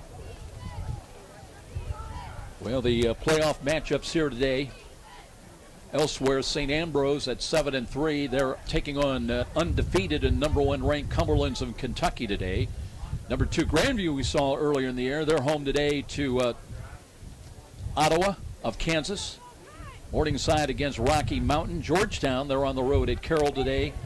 And Sterling at Baker, Missouri Valley hosting Northwest of Iowa, and Tabor at Benedictine. Taking a look as they stretch those chains out, and looks like they are short, I believe, Daniel. I don't know if you saw it. I was looking down at my numbers, but it will be 3rd down in less than a yard. Now it'll be the Delta formation version Eagles. As here is, they throw the fade off of that. And here's the ball knocked away. Good defense. Corey Stamps was not fooled. Stayed with the play down deep. Hollingsworth pass. Instead of number 10, Stephen Dawson. I follow Stamps on Twitter. And of course, his Twitter name is Stamps Island. So he realized he's out there on the island all by himself, and he did a great job making sure that it was a no-fly zone. And they're going to go for it on 4th and 1, down 10. Hollingsworth waiting for the snap, and he hands the ball off, and here's the run, and second effort, I think they've got the first down as they carry it down to the USF 47. Didn't need much, didn't get much, but Amos does pick up the first down, and they move the sticks. That one to play by Steve Kiermaier. Well, that would have been a great play if St. Francis them there, but Instead, Hollingsworth in business once again with a first down. Hands the ball off, and nothing doing. That time got penetration coming through. Zach Bruce got a hand to slow him up. Matt Carton credited with the tackle, but Bruce set him up. Definitely. Bruce came shooting in there, of course. You know, he's not your usual defensive end, especially at this level. He runs a legit 4.5, and a lot aren't used to being able to kick back that far to slow him down. Loss of 3. Here's Hollingsworth, rolls to his right, being pressured, and short hop the ball incomplete. Hollingsworth We're looking for Stephen Dawson. Number 10, Stephen Dawson. But just that quick, the clock stops with 3:38 remaining, and it's third down and 13. 17-7 St. Francis. 12. They get on the board early on a block punt that set up a 2-yard touchdown. Nicodemus. Hollingsworth now on third down and long. He's got a protector in, backs away. Play clock shows still 17. Hollingsworth trying to get the play wagged in. Cougars back in cover 2 as 2 safeties back. Now they show a blitz and they net. Now we're ready. Hollingsworth, high snap, looking, angling to his left. Now flush back to the right, being pursued, and trapped and dropped. That's a sack back to the 35. Bruce was in there again with Barton. And credit also Jake Allen was in there. Nice. The defensive line have been bringing it today. Been very up and down all season, I would have to say. But today, this first half, they've looked very impressive. You know, today could be your last game. And down. And they will kick the ball. Actually Hollingsworth kicks the ball, angling for the sideline, and that one is touched outside the 20-yard line. Here's a penalty flag back at the Faulkner 45. Again, we'll check this out with our referee today, Dave Arnold.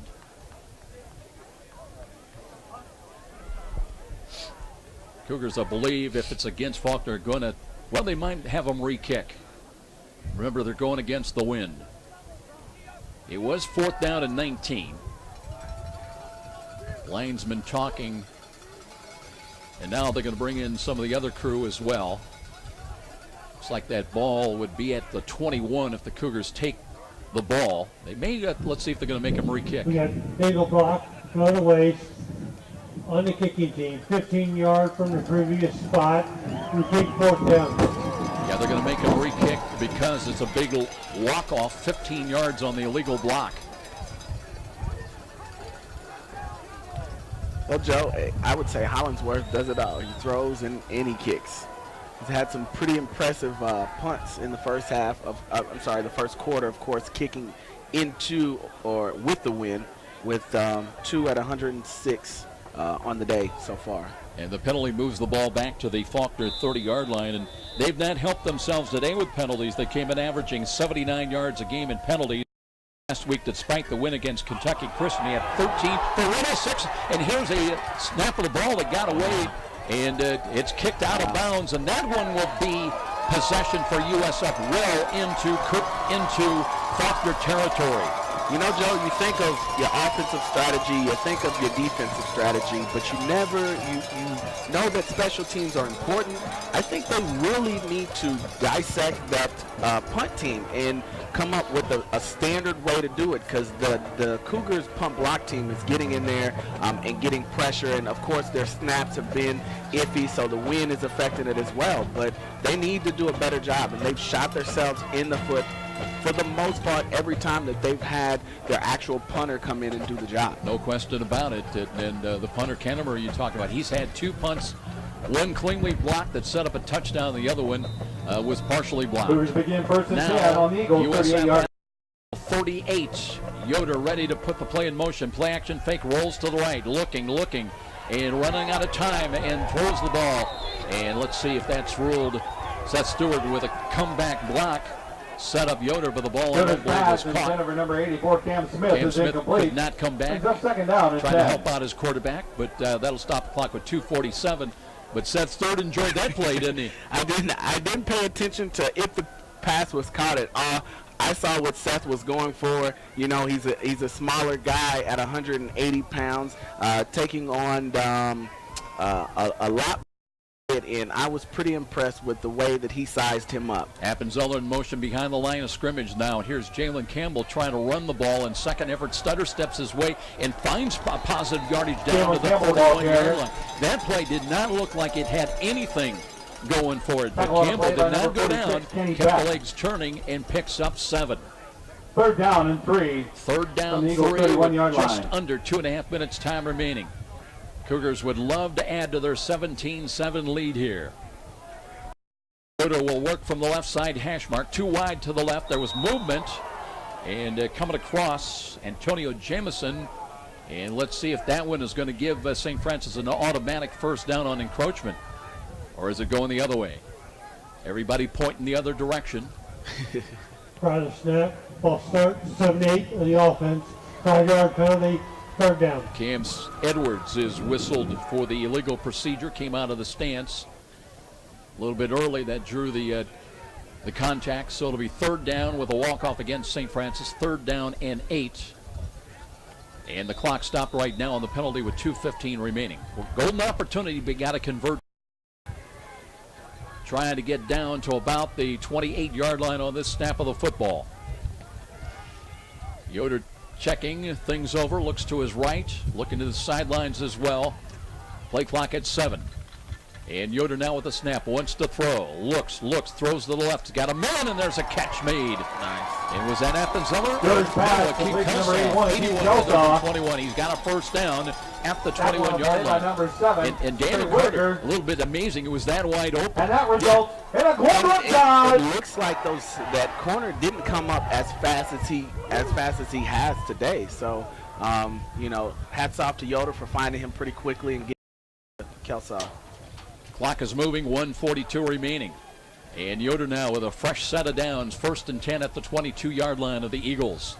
Looking to throw again, screens the ball. There's a one-handed catch by Kelsaw, but he's wrapped up after a gain of a couple yards. Did get out of bounds, but Kelsaw, athletic move. That ball was off his left hand, kind of volleyballed it back to himself and got to the 20.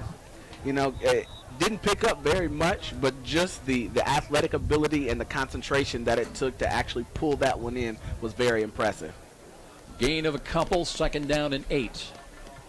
Cougars still with all 3 of their timeouts remaining. Faulkner's got 2. Play clock has not even started. They've not marked the ball ready for play.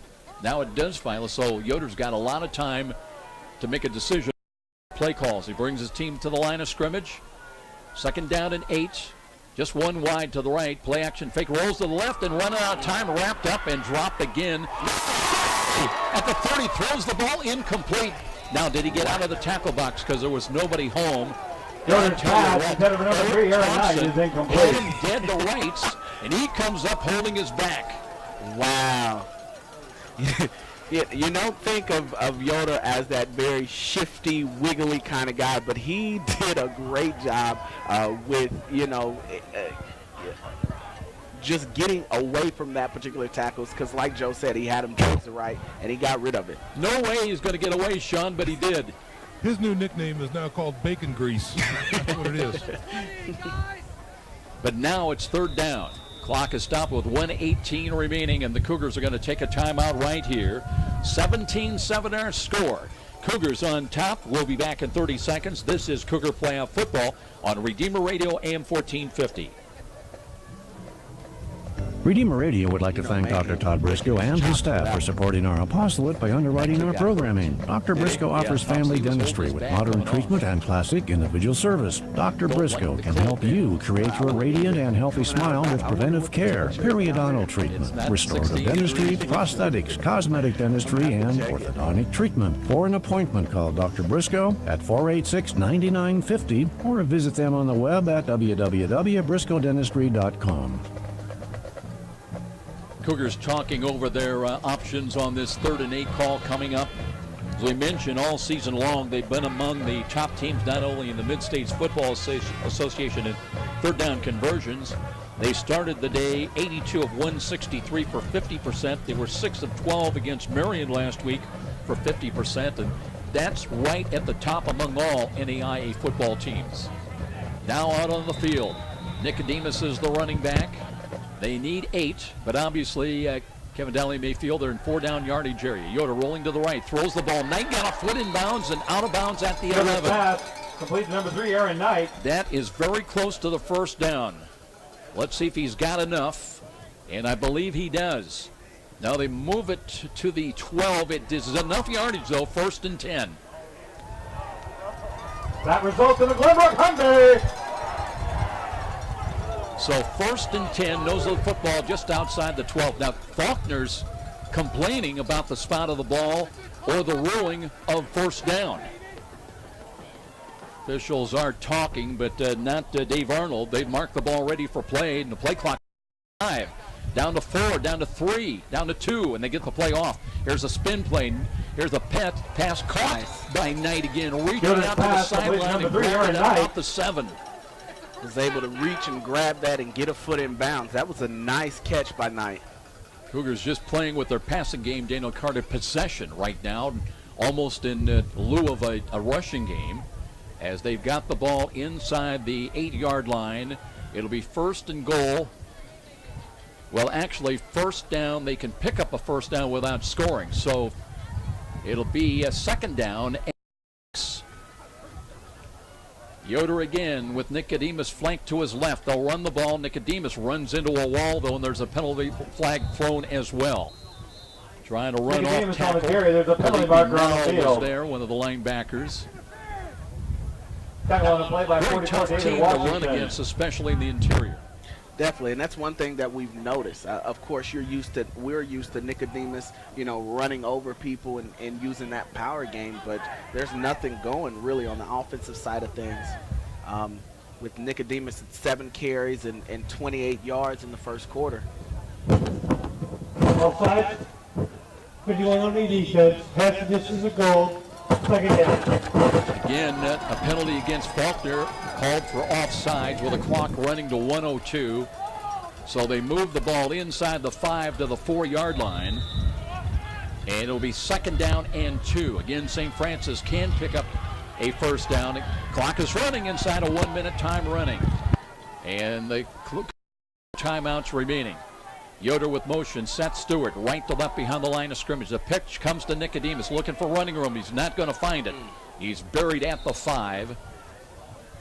So now you got to be aware of the clock, running still inside of 39 seconds. It'll be 3rd down and 2 with the ball.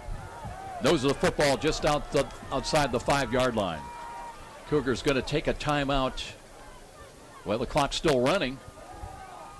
And how long are they going to let it roll down to? They would have a couple of shots at it here, but now they'll stop the clock with 20 seconds remaining, 20.3, and talk things over. That'll leave a 1 timeout remaining, leading at 17-7. Joe, these guys out of Alabama they have to get over this cold weather. Obviously, it's a factor and something that you have to get over. But I looked at the weather. It's 56 degrees down there in Montgomery, and I understand why you would feel the way you do. But it ain't like that here. Hey, Joe. Let's go down to Sean. Yeah, 2 observations there, Joe. One, I'm really impressed with Jason Nicodemus, the true freshman out of Churubusco. He has taken a beating around the edge tonight, and he still just pops up after every play. And to Daniel's point about the weather, I can't, I don't like this weather, and I'm not from Alabama. I can't imagine these boys want to get into this locker room any faster than what they can. I'll give you some insight also, guys. Kevin Downey told me they requested, and after some consideration was granted, their ability to use propane heaters. But I tell you what, propane heaters can be your worst enemy, because when you come out of that and you're on the field, and now as we mentioned, the temperature's going down, the wind chill's increasing, it'll be 16 degrees before we get this game over. 3rd down and 2, Seth Coate comes in wide. Yoder with Nicodemus now to the right. Motion left to right behind the line of scrimmage. And a roll to the right. Yoder throws the ball. He's got a catch, and the ball is dropped by Kelsaw. Had it maybe for the first down. But now with 16 seconds remaining, it'll be up to Emerson Ebert to try to add to the 10-point lead. That was a close one there, Joe. It looked like it was good for the first down. When you start to motion a guy over and then have him kind of floating to the flats, it's kind of hard to adjust your body to make that catch. This was on his hip, and just when he wheeled around, that's when he got hit and lost the football. Field goal from the left side hash mark. Eber on, it's hooking on the way and good again. Emerson Eber, who came in 13 on field goals. He's hit 2 today. This one from 22 yards. And it'll make it a 20-7 St. Francis lead by 13. We'll keep things right here. Well, Joe, you have to give it up to the offense. They did a great job, and I'm looking to see with halftime stats what the time of possession is. They allowed, put together some long drives, and it gave them the opportunity to keep the ball out of the hands of Hollingsworth. In his offense, and have done a great job with taking advantage of the one turnover or the block punt that they had down here earlier in the first quarter. So it's been very impressive on the Cougar side of things. Now you got to be careful here with just 12 seconds remaining, not wanting to give the Eagles momentum headed to the dressing room, and they will get the football first to begin the second half. But they are not used to playing from behind, certainly not at this point of the ball game.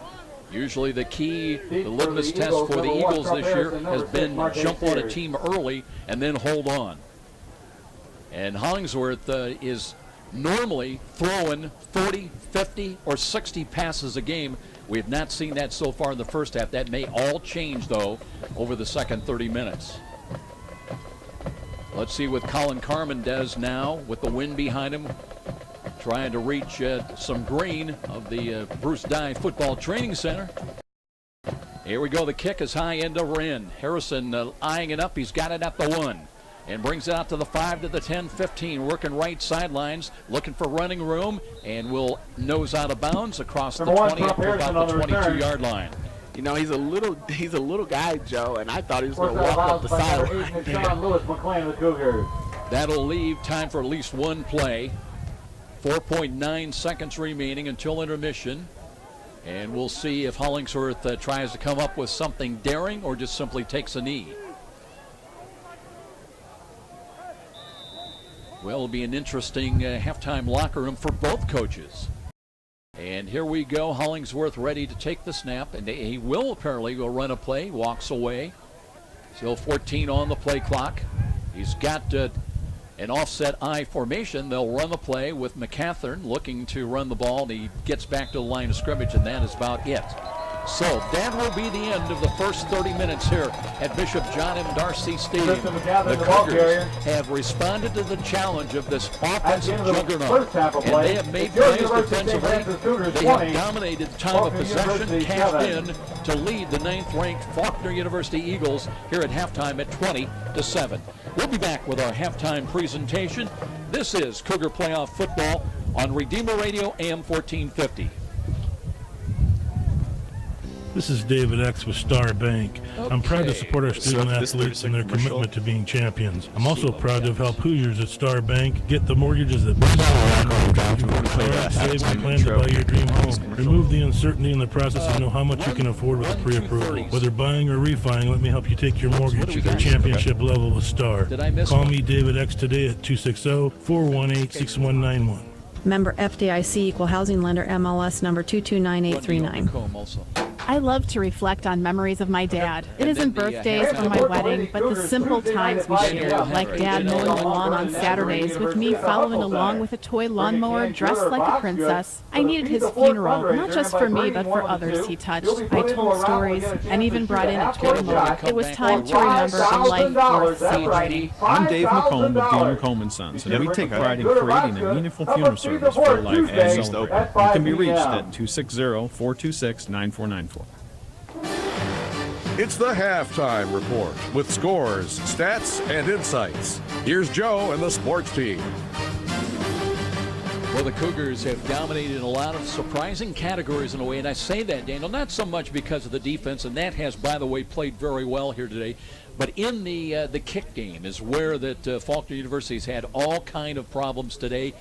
They had a punt blocked in the early moments of the ball game as Joey Donaco came in. That gave St. Francis possession inside the 5, and it would turn into lead points on the board as Nicodemus would take it in from 2 yards out at the 10:45 mark on a 2-yard run to make it a 7-0 lead for St. Francis. That would disappear, though, just about a minute later on a 26-yard touchdown pass from Josh Hollingsworth to one of his favorite big receivers, Greg Hollinger, who was a 6'4 junior. He just went up and took it away. They played jump ball, and Hollinger, with that big size, able to get the grab and get into the end zone, with Golub adding the extra point to tie it at 7-7. But then Yoder locating Akeem Kelsaw down deep on a 30-yard touchdown toss with 10:55 remaining in the second quarter. Eber notched the extra point, and from there on, the Cougars were threatening, but they had to settle for a pair of Emerson Eber field goals. The first came from 27 yards at the just over 5 minutes remaining in the second quarter to nudge that St. Francis lead up to 17-7. And then in the final 12 seconds, the Cougars were knocking on the door again, trying to add a touchdown. And we might talk about that again, Daniel Carter, because they did get the points on the board with a 22-yard field goal from Dave Yoder to lead at 20-7. But again, keep in mind, this is one of the top scoring teams in all of NAIA football, averaging 48 points a ball game. You never want to leave points on the board. As Russ Isaacs, the old athletic director at Snyder High School, used to say when he was a football coach, and yes, you lead it by 13 points, but is it going to be enough? And can you add to that lead when you are going against the talent of a Josh Hollingsworth? Well, Joe, I think that's a good question. I mean, they've had the opportunity to see what the Cougars have.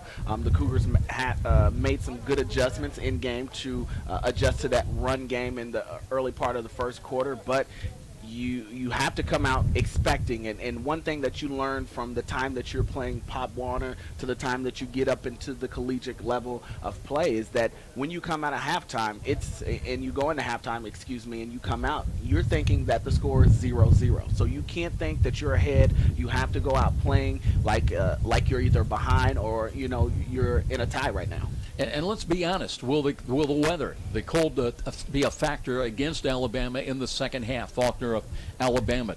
We heard several comments saying, we're not used to this. And, we told you about the story some years ago where the team from the South in the playoffs came in here, and they were out here on Friday. It was cold, but it was not as cold as it was going to be the next day. And they were out in shirt sleeves and in shorts running around. This is not so bad. And they jumped on St. Francis. They had a big 28-0 lead. That was Lambeth. And the second half was a different story as they could not handle the cold in the second half, and St. Francis came back to win that ball game. Now, the difference here today is USF does have the lead at halftime at 20-7, but they've never faced a quarterback of the capability of this Josh Hollingsworth, the transfer out of Furman University, 6'1 senior who's just astounded everywhere that he's played this year with over 4,100 passing yards, 40 touchdowns. He's got another one added to that total here today, and still 30 minutes trying to bring his team back. Yeah, it's obviously, like I said, as soon as I figured out what the pairings were in the matchup of today's, this week's NAI playoff series was, I immediately got on Faulkner's website and I checked him out, and the kid looks impressive on paper. When you talk about 66, almost 67 completion percentage and 40 touchdowns and almost 4,200 yards, that looks amazing. But you also have to factor in you're from a place, like I said earlier, right now down in Montgomery, Alabama, it's 56 degrees. You're talking about here with the wind chill that's factored in, it's about 16 degrees. So those are things that you take into consideration as you get into colder weather. And I know personally that your body doesn't move like it's supposed to. Things are starting to ache, and those injuries that you had in the earlier part of the season start to become a factor now when you have colder weather. Tell you what, buddy, between you and me, 56 degrees, I'm looking to catch some rays. That's springtime here in Indiana. That's comfortable. Halftime here at Darcy Stadium, 20-7. St. Francis leads. We're going to take a 1-minute timeout. We'll be back with Daniel, and he's got to look at some numbers and much more when we continue. This is Cougar Playoff Football on Redeemer Radio, AM 1450. Are you stuck having to find your own health insurance? When my employer dropped our coverage, I had no idea where to turn. Then I called PHP. I was connected right away to a real person right here in our community. PHP has an amazing team of member service experts who know our local healthcare providers and can answer any questions you have. Plus, PHP has a wide range of individual plan options to meet your needs and make sure you and your family have the coverage you deserve. And I love the fact that PHP is a not-for-profit insurance company, so their members come first. If you need health insurance, don't put it off any longer. Contact PHP, and a friendly, understanding service expert will take care of you and provide all the information you need.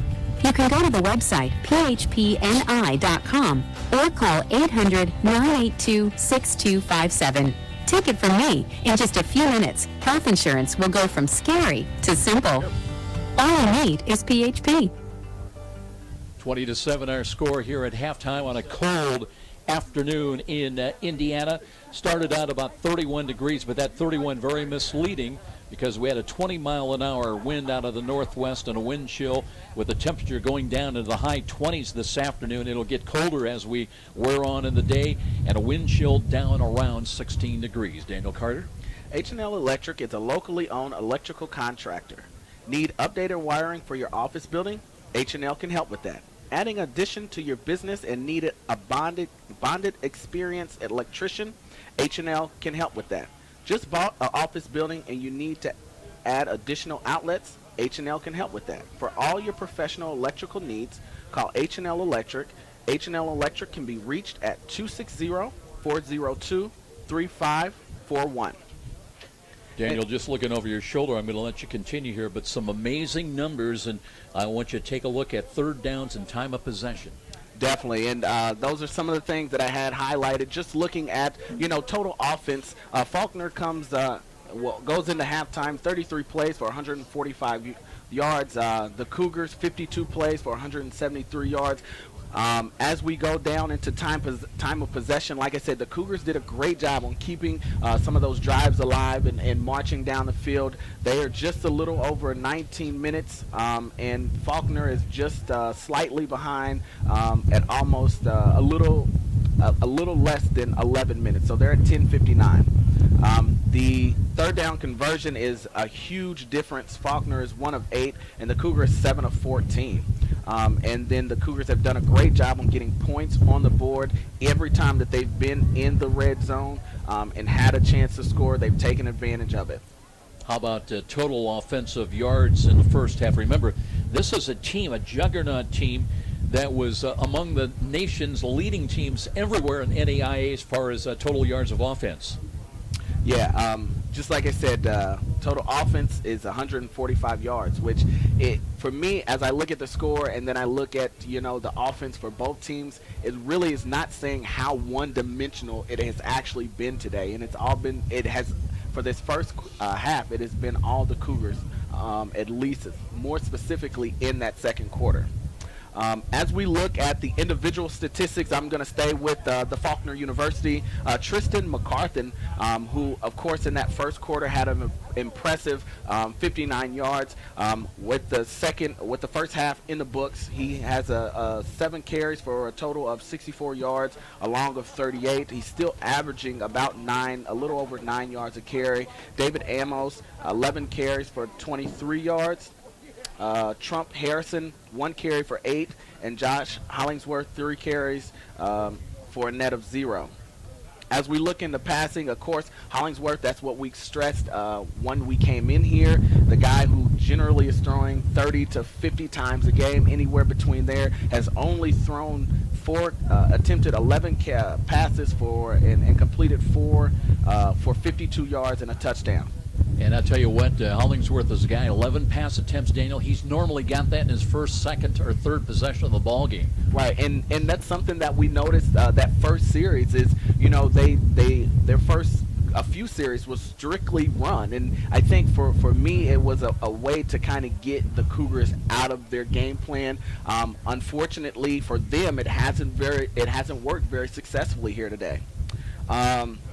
As we look for punting, again, Josh Hollingsworth has had a tremendous day on punting, 3 punts for 114 yards. Punt returns, Harrison 1 for 4. Tackles, I'm not even going to begin to butcher this kid's name. Gillespie now. Yep, what he just said. He has, that's one of the easier ones. Is it now? 9 total. Ruggles has 6 total. Hoskins has 6 total, and Thiams has 6 total tackles for today. Over to your Cougar side of things, rushing, Jason Nicodemus leads the team in rushing with 13 carries for a net of 14, 1 touchdown. Jalen Campbell, 4 carries for 12 yards. Aaron Harris has a carry for 3 yards, and Yoder has 6 carries for a negative 14. Of course, you know, they came in with 38 sacks, so that's not to be misconstrued by any means. They have done a great job on trying to get pressure on Yoder. And you know yourself, Daniel Carter, from your years of playing, that a football game sometimes is so close, the bounce of the football. Look at, we talked about Aaron Thompson. They're jumping the roots of Dave Yoder's passes. They've had a couple of volleyball that they've had a couple of chances maybe to turn, an offense for USF into their points on the board with a pick six going the other way. So far that hasn't happened. But again, a lot of football yet to be played. Definitely. As we continue with the rest of the individual stats, Yoder, 13 of 26, 129 yards and a touchdown. Miller, who went out pretty quickly after the first series, if I'm not mistaken, 1 of 2 for 9 yards. Aaron Knight, 6 catches for 45 yards. Cam Smith, 4 catches for 33. Akeem Kelsaw, 3 catches for 46 and a touchdown. And Seth Kelt did a great job on redeeming the one that he dropped, 1 catch for 14. Colin, 4 punts, 164 yards, averaging 41 yards a punt. As we look at the defensive side of things, Matt Carden has a total of 8 tackles. Taylor Brown, a total of 7 tackles. Keith Harris, a total of 6. And Corey Terrell, a total of 3. 20-7 here at halftime, and we'll be back after a 1-minute timeout. Faulkner down 13. They'll have the ball when play begins in the second half on a cold, brisk day in Fort Wayne. This is Cougar Playoff Football on Redeemer Radio, AM 1450.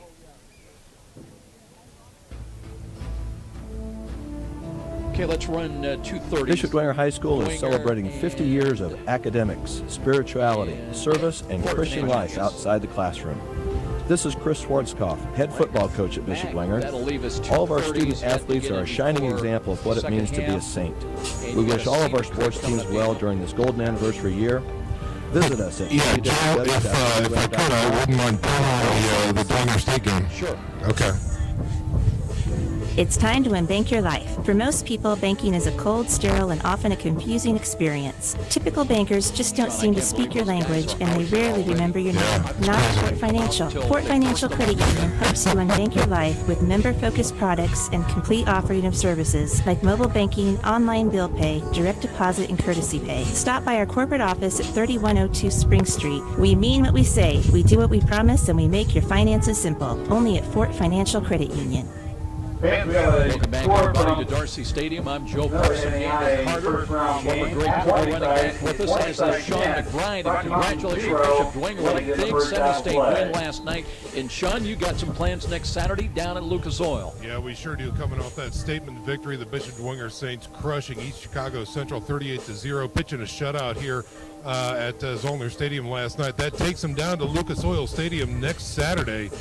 Game time slated for 3:30, and the way the Cougars are playing today, we might have a little conflict of scheduling there, but we'll get it all figured out for our listeners. Just make sure to keep it locked right here on AM 1450 throughout the week, and check RedeemerRadio.com. We'll get it all figured out and straightened out. But again, the Bishop Dwenger Saints heading down for a blue ring and an opportunity to win another state championship for the Saints from Bishop Dwenger. I'm going to hold it right here with Sean for a moment. I know some of the staff's beginning to come out, and Kevin Donnelly will be making his way out. I was interested, Sean, because we're seeing Faulkner already out, and we've got another 4 minutes until the start of the second half. I'm a little surprised, but I thought that they might hesitate to come out until they absolutely had to in this cold weather. And Joe, I've got Coach Donnelly right here. Coach Donnelly, so far, defense really coming up strong against this juggernaut of a Faulkner team, and the offense keeping you in the lead. Well, the big difference in the game is that these guys are getting 92 plays a game on the average. They've got 33, we've got 52. Our offense is converting, keeping the football. Our defense, we've given them one big play. They ran by us down here early in the first quarter. So we just got to keep the ball in front. We got to keep tackling, got to be patient on that zone cutback. We got good backs. Anything different in the second half, Coach? No, we just got to keep playing hard. Okay, great stuff. Thank you very much. Back up to you, Joe. Thanks, Sean. And Daniel, we got a read coming up from you. This game is brought to you by Cedar Creek Carryout in Grayville and Cedar Creek Beverage in Leo, where you can find quick, small-town service for your U.S. football refreshment supplies. Kick off your good time with Cedar Creek Carryout or Cedar Creek Beverage. Well, teams coming out with our halftime warm-ups, such as they may be on a cool afternoon in Fort Wayne. Can the Cougars hold the lead against this talented Faulkner University Eagle team? 20-7 here as we get set for the start of the second half. We'll be back in 1 minute. This is Cougar Playoff Football on Redeemer Radio AM 1450. Matthew F. Hatfield, a health insurance specialist for those aged 65 and older, and for those under age 65 receiving Social Security disability. Medicare supplement plans, Medicare Part D prescription drug plans, Medicare Advantage plans, dental, vision, and hearing aid insurance plans, and long-term care insurance plans. For taking good care during the best years of your life, call Matthew F. Hatfield at 484-6606. We're all searching for answers, searching for meaning in our life. But the world and the culture give us empty solutions and empty promises. We know there is more to life because we're searching for the real truth and a real meaning. You can stop searching because you found Jesus Christ at His Catholic Church. Redeemer Radio. Welcome home to your family of faith. 20-7 here in Fort Wayne. St. Francis has got the lead by 13. Other matchups elsewhere. We mentioned in the MSFA, a couple of other teams made the playoffs. St. Ambrose, they're on the road at #1 and undefeated Cumberlands of Kentucky today. A lot of people thought St. Ambrose have a chance to play very tough in that ball game.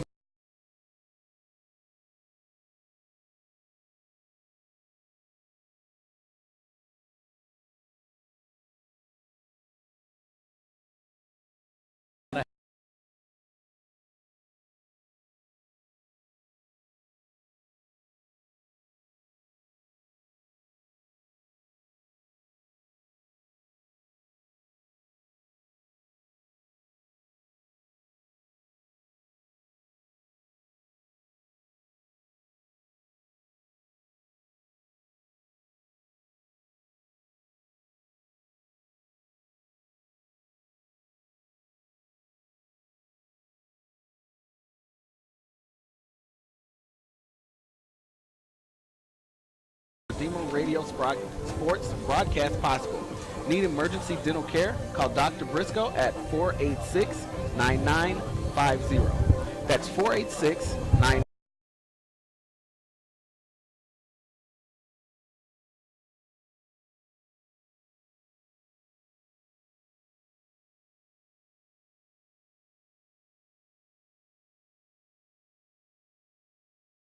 Always interesting, Daniel, to hear.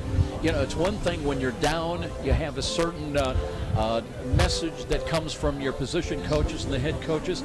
A little bit different, too, when you're in the lead, because that can be a double-edged sword as well. It definitely can, and you have to know your team well enough to know exactly what you need to say. Sean, what you hear down there? Yeah, you're exactly right, Joe. The message from the position coaches and the coordinators to the team really, hey, play the game we're playing, okay, but be smart about it. This is a very dangerous team. Let's not lose focus. Let's not think about the weather. Let's go out and play Cougar football, do exactly what you've done. We're going to come out of this with a W. Back up to you. Cougars will kick the ball away. They'll have the wind behind them to start the third quarter, leading it by 13. Again, it'll be Colin Carmen to kick it away. He'll have a little help on the hold. And Trump Harrison is back deep and averaging just under 24 yards a kick return. Carmen trying to hit Green deep. He didn't get it all, though. End over end, short kick, and fielded by Marty Sears. Laterals the ball to Harrison, and he weaves his way to the 25, kept his balance, turns the corner, and then takes a big hit right around the 25-yard line. So that is where it was Jalen Campbell on the special teams that made the hit, and it'll be 1st and 10 now for the Eagles as they have first possession to begin this second half. And just looking at some stats at St. Ambrose and Eagles will Cumberland, start first looks and like 10 on they're their at own, 8:55 27-yard left line. in the third quarter, and Cumberland's up 28-20. Close game in Kentucky. Here's Hollingsworth looking to screen the ball, and that he's got a delivery, and McCathern angles near the sidelines up around the hash mark. Kyle Matheson came over. It'll be a gain out just short of the 30-yard line, and then when Cougars had some penetration, and boy, Hollingsworth was lucky that he was able to get that ball up and over to his receiver, McCathern. Otherwise, that might have been pick six. Now he wants to throw and look into a spot, and it is picked off. Cougars have got it at the 30-yard line. Stepping up by number 39, Caleb Brown the Cougar. Last week, and has one here to set up USF. Well, I think what happened with Hollingsworth, he saw that man. He looked at him the entire way, and Brown did a great job on reading the quarterback's eyes, jumped on it, and took one away. Good job on Brown of being, all right, Cougar fans are here for the Rising Wild Zone play call of the what's game. going on out there on the field. Hollingsworth with his 13th interception thrown on the year. Now can St. Francis and extend their 10-point lead, 13-point lead. They lead at 20-7. Yoder out of the pistols, got motion. Akeem Kelsall left to right, holds up now. They'll pitch the ball, no play action fake. They want to throw the ball. Here's Yoder looking to throw, and does he hold on to the football? He did, but he took the sack back to the yard line. Again, tremendous pressure. That's got to be Andrew Mahan. Verizon Wireless Zone. Another of our base Mahan with mayhem. Cougars have not been able to contain him today. So a loss back to the 49, loss of 9, and makes it second down and 19. Underwood checking out, running off the field. He was in there for a play. Now they'll bring in Seth Coate. He's wide to the left, the short side of the field. 2 wide, actually 3 wide, up on the right to the wide side of the field. Here's Yoder, rolls to his right side, buying some time, screens back, there's Campbell. Campbell works to the 45, turns the corner, 30, 35, 40, one man to beat, inside the 15, finally bumped out of bounds, inside the 20 actually. There's a penalty flag though, back at the 43-yard line, that one's coming back. So that one coming back, the Cougars, as far as penalties in the first half, they had just 2 for 10, but that's a costly one there. Wow. Jalen did a great job on setting that particular screen up. That ball sailed a little bit, but he was able to get control of it and rambled down the left sidelines, but all for naught. Got Holt, number 11 the offense, for the start of the foul. Repeat, second down. Seth Coate is charged with the holding call. So now, remember USF had it at the Faulkner 40-yard line. They've now got it at the USF 46-yard line. Second down and 24. So the Cougars moving the wrong way. Brings up second down and 24. Coach stays in. He's wide to the left. He's got a little help out there to the short side. 2 wide to the right. And blitz coming, being showed up the middle by the Eagles. Here's Yoder, pump fake, looks, throws over the middle, and traffic. Ball is deflected away and nearly picked off at time. Knight, the intended receiver, but well bracketed. They had 4 Faulkner defenders in the middle of the field, so now it's third down and long. That was definitely a questionable call. Like you said, he did have 4 around him. But that is, I believe, the third dropped interception or potential dropped interception for the Faulkner defense today. Cougars would have to get down to the 30-yard line, so trying to make a big play. And normally, you would look Cam Smith's way. He's got Dunny Ruggles playing well off about 12, 13 yards. Here's Yoder, rolls that way, looking. He's being pursued, sets his feet, throws it as far as he can. Looking for Smith. That one is overthrown. Ruggles right there with him step for step. And just not a lot of time as Mahan was coming from the backside with pressure as well. So fourth down, and the interception by Taylor Brown goes for naught as the Cougars will have to punt the ball away. Number 1 from Harrison. So Carmen Number 10, Stephen Dawson. In there to punt the ball. As he had 4 punts in the first half, averaged 41 yards a punt, had a long of 53. And no rush again, gets the kick away end over end. Harrison sees it bounce, gets by him, and it will kick into the end zone. So it'll be a touchback and come out to the 20-yard line with 12:57 remaining in this third quarter. So no harm, no foul from a Faulkner standpoint. They survived the interception against Hollingsworth. And he'll be back on with his team starting at their own 20-yard line, down 13. Cougars going to send Cale Tabler out there with Taylor Brown this series. Jerome Holman on one corner and Corey Stamps on the other. Hollingsworth with protectors back there out of the pistol. Now he backs away. Still 18 on the play clock. And let's see, they're maybe setting something up with David Amos. He's the running back. They hand the ball to him, and he runs into a wall right at the 21-yard line, and that is going to be it as far as that play. Nothing going. Amos in the first half. Tackle credited to number 48, Governor Rush for the Cougars. 11 carries. They led him in that category, 21 net yards. And the Eagles ran for 93 in the first half. And here's a throw on the run. That's incomplete off the fingertips of the intended receiver. They would have been well short of the first down. That was going to be only good for a short gain at best. And just like that, it's 3rd down and 8. Mike Navarre did a good job of getting pressure on Hollingsworth there. And as you can see, that wind is starting to pick back up, and those flurries are here. It's Christmas. Snow is on the way. Here's Hollingsworth out of the gun. Looking over the middle, he's got a drop ball again. That went in and out of the hands of Stephen Dawson. That ball is a little bit behind. And so all that Dawson probably on a warm day would have had. But guess what? It's not warm here today, is it, Sean? Sean's got a little timeout right now. And that ball feels like, feels like bricks when it hits your cold hands. I know how the frustration can be, when you're coming into a game, especially when it's do or die today. But sometimes you got to get over those. Just play ball. Kinnemer, let's see if they get a good snap to him, and it's high again, but he got it, and the kick is away. Short kick again, off the side of his foot.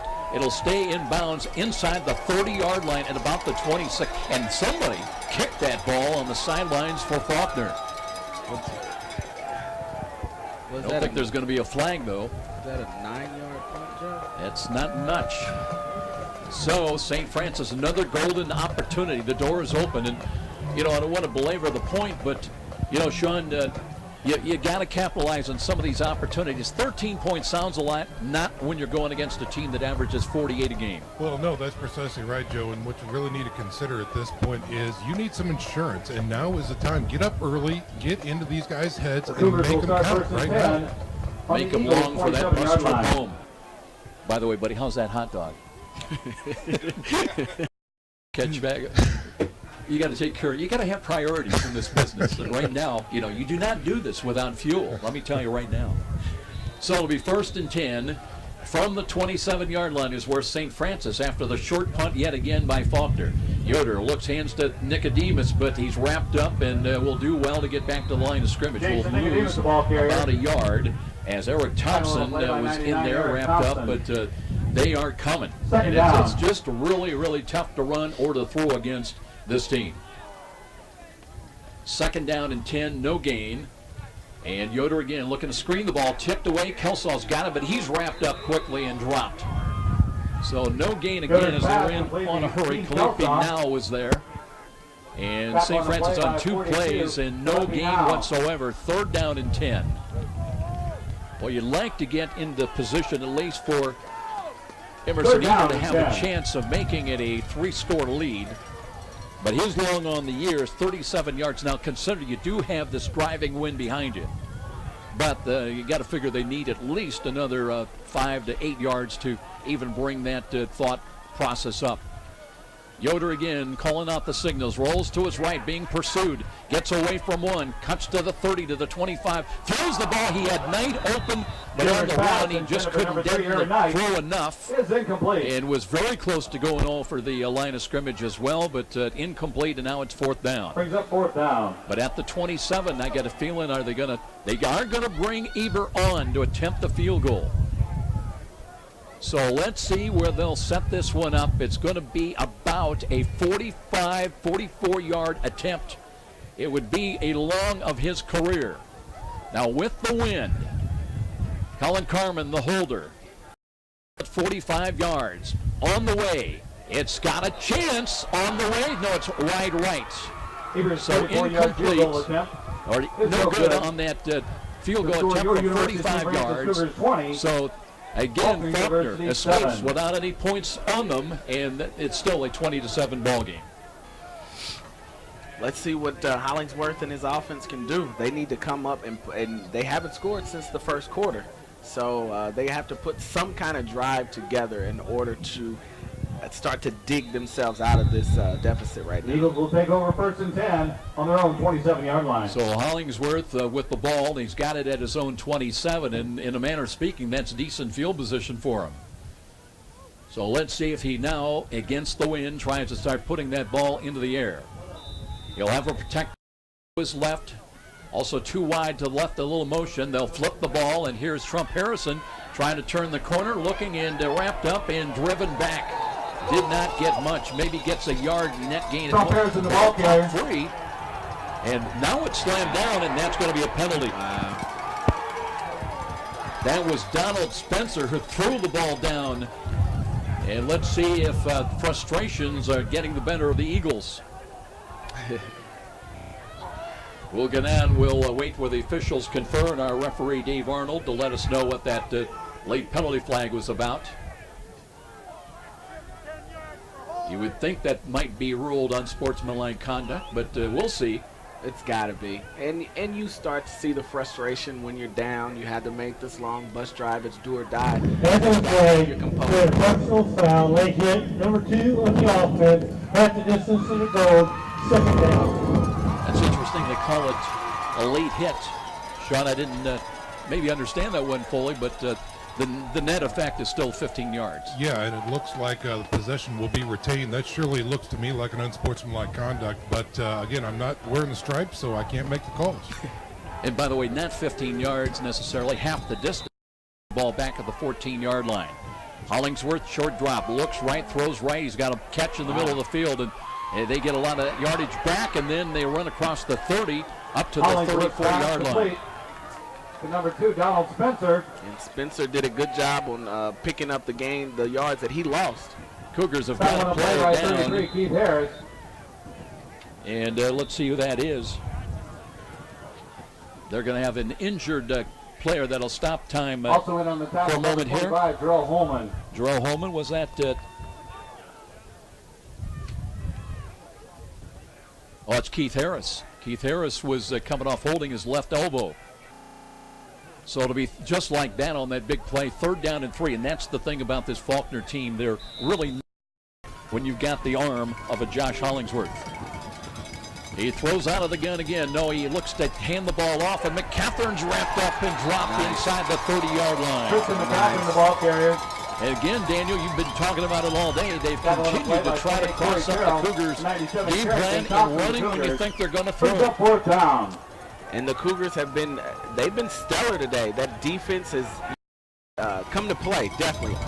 Now let's see if they will kick the ball. They will on 4th down, as again it was Hollingsworth. And he gets a roll inside the 35 of USF, picked up at the 31. So St. Francis goes to work offensively right now, but teams have really settled down. And there's not been much offensively to be had by either team. And fortunately, the Cougars have got 20 on the board to lead by 13 points. Definitely, and I would say one thing for the Cougar offense is they have to put that sort of dagger in them in order to make sure that they put it up at least 3 points to somewhat get that cushion behind them. Remember, they've had at least 2 opportunities on short punts and a couple of other situations where they could have added substantially to this lead. And you never want to leave the door open. They'll run the ball. Nicodemus off tackle to the left. They grab him from behind. Forward surge across the 35 to the 36-yard line. Nicodemus looking at some of his numbers in the first half. He had 13 carries for 34 yards, scored on that early touchdown on the 2-yard run. He'll pick up 5 here. Ty Hartnett. And this young man, true freshman, has done a great job, like earlier, just popping up. That defense has been relentless on stopping that run today. Last week against Marion, Nicodemus had 11 carries, 102 yards on the ground. Of course, 58 came on the second snap of the ball game on that touchdown run. Nicodemus again trying to get to the outside, turning the corner, looking for the first down stick, and he's got it. He just went airborne across the 40 and knee hit at the 41. That is close to the first down. 42, Calippi now. Let's see whether they're going to get him on the yard up to the 42, and they'll move the chains. It'll be a St. Francis first down. One official was marking it up to the 41. That might have been very, very close and maybe a bit short. But the guys that counted, and here's Nicodemus again as the Cougars trying to emphasize their run game to keep the clock moving with 8:47 remaining. Short gain of a couple yards, up just short of the 45 at the 44-yard line. 49, Ty Hartnett. Monte McDowell has been shuttling in and out the play calls from the near sidelines. They're not wagging him in right now. Clock moving inside of 8.5 minutes, time remaining. No, Joe, I don't know how some of these guys do it without sleeves. I needed my sleeves, both tops and bottoms. I'm starting to feel it in my feet here. And we've got heat in the booth. Right? Here's the blitz coming, his play action fake, and Nicodemus runs to the right to the 50 and lowers the shoulder. He'll be into Faulkner territory. It looks like he's short of the first down by about a yard, though. But a really tough run again. Nicodemus just trying to stretch it out, and they've got it just marked outside the Eagle 49-yard line. It'll be third down and about a yard and a half. Cougars trying to set their offense now. Knight along with Appenzeller and Coate are sent wide to the left. Yoder checking his wristband for the play call. Blitz coming en masse either side by, in fact, they were coming with a safety blitz as well. Yoder taking a look, still 7 on the play clock. Now wanting to throw, looking, checks off, throws to the right side, and the ball's picked off now. And running it back inside the 35 to the 40, and the left side to the 40-yard line of St. Francis. So that one finally picked off as it was Marte Sears, the 6'5" safety, with the first pick of the day for the Eagles, and they're in business with 7:21 remaining in the quarter, and they'll have it 1st and 10 at the USF 39. Josh did a good job on that pump fake, but needs to do a better job on looking off his target. Just kind of like Hollingsworth and that pick that he threw to Brown. If you stare your guy down, any good safety is going to make sure that he steps in that way and make sure that he sets the turnover. Especially when you're 6'5". Here's a run by McCathern and cuts up to the 35 and a penalty flag is called. Wow. They'll get to the 32-yard line. Tackle on a play by number 48, Kevin Rush. There's a penalty marker on the field. Coming up. That judge threw that from a distance, didn't he? Dave Arnold, our referee, but already the Eagles are backing up. So you can guess what that is going to be about. Dave Arnold, our referee, let's go down and check in. Number 2 the offense. Again, the Eagles shoot themselves in the foot a little bit after a good run, and penalty will move them back outside the St. Francis 45 to the 47-yard line. Looks like penalties in the first half, they had 4 for 38 yards. So it'll be first down and 18. Hollingsworth out of the shotgun, 2 wide to the left, 2 flankers out here. And he's got David Spencer up in the slot to the left side as well. So trips wide to left. McCathern now flip-flop to the left side as a protector. Hollingsworth looking. Blitz is coming. And boy, there should have been another penalty flag as a run on the scramble by Hollingsworth will get a lot of the penalty yardage back to the USF 40-yard line. Look at, I agree with you. Well, I tell you what, Zach Bruce says, what do I have to do to get a hold? I agree with it. I mean, he was wrapped around his body. 2nd down and 11. Hollingsworth ready to put the play in motion once again. Still 22 on the play clock. They run to McCathern, gets away from 1. Wrapped up at the 40, got another yard to the 39. McCathern on the carry. So they'll bring up 3rd down and 10. Matt Carton of the Cougars. And the clock will run inside 6.5 minutes time remaining in here in the 3rd quarter. Still 20-7. There's been no scoring either way. We've had a couple of interceptions either way. 1 each way, but so far no points on the board. Still at St. Francis lead of 13. Hollingsworth needing 10 on this snap of the ball. Looking, drop, short. Now flush to his right. Got a lot of time. Got a lot of green. Throws on the run, and here's a diving missed ball.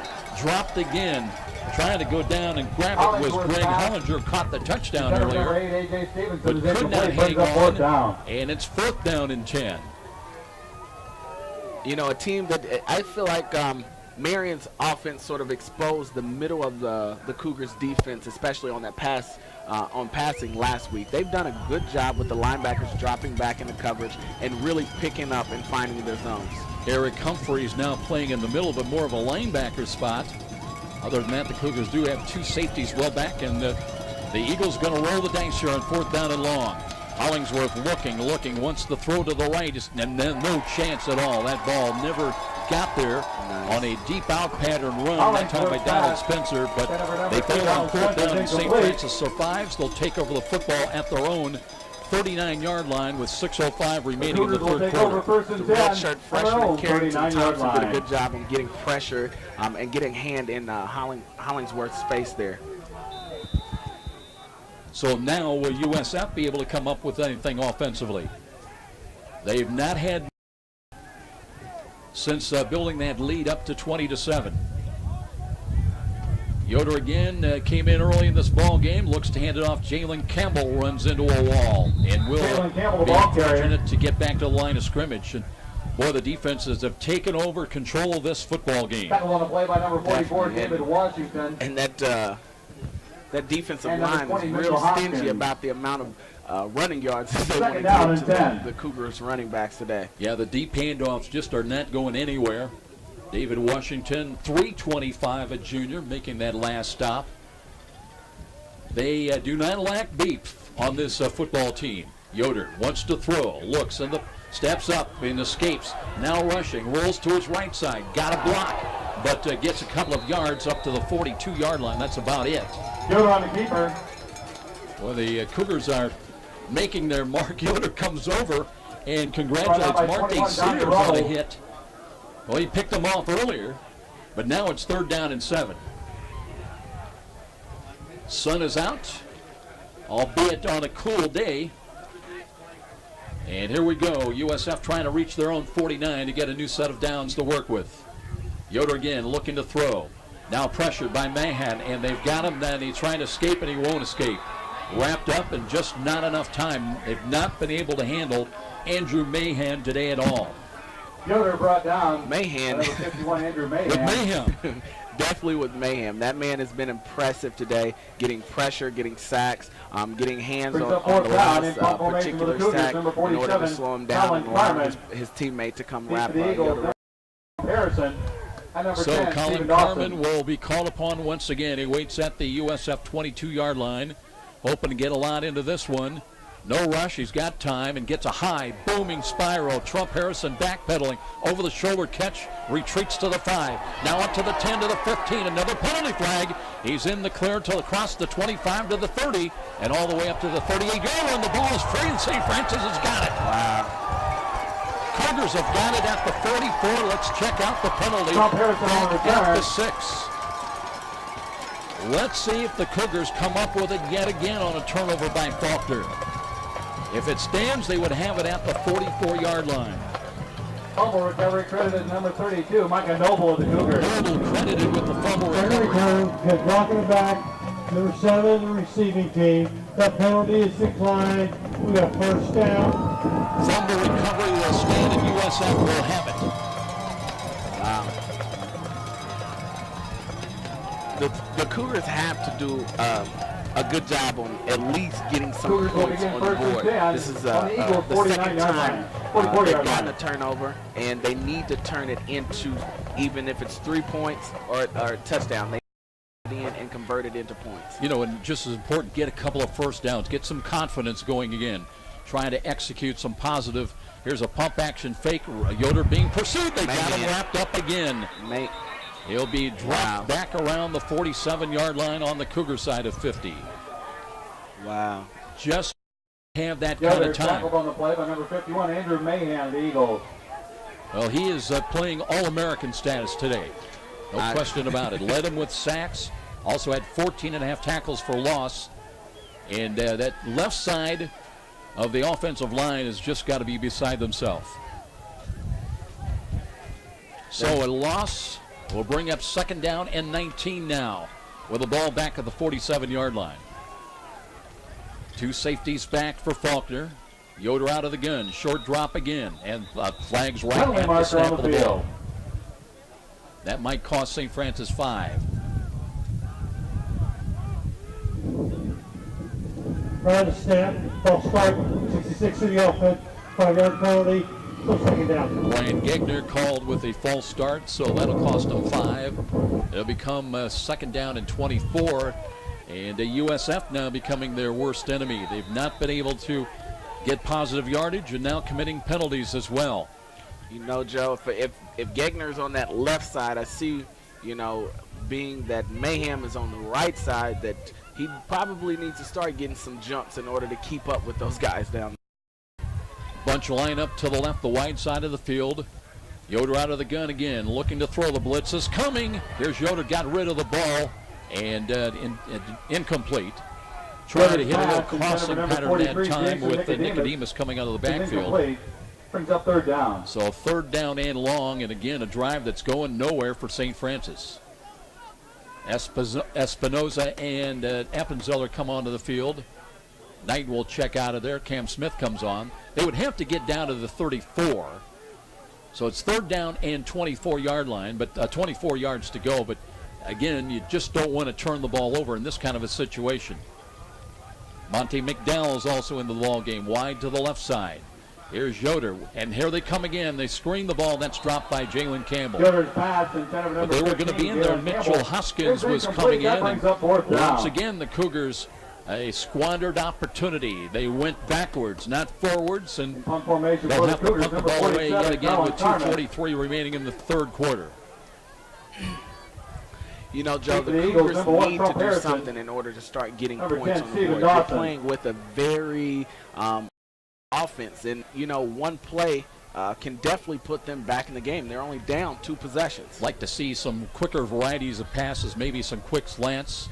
Carmen with the rush coming, got it away. Another booming punt. Harrison just turns his head and watches this one sail across the end line. So it'll come out to the 20-yard line, and Hollingsworth still the Eagles on life support with 2:36 remaining in this third quarter. Down 13, but really that's just 2 possessions. And Trump Harrison on that particular play did a good job of just letting it out into the end zone. One thing I thought he should have done on the last punt return.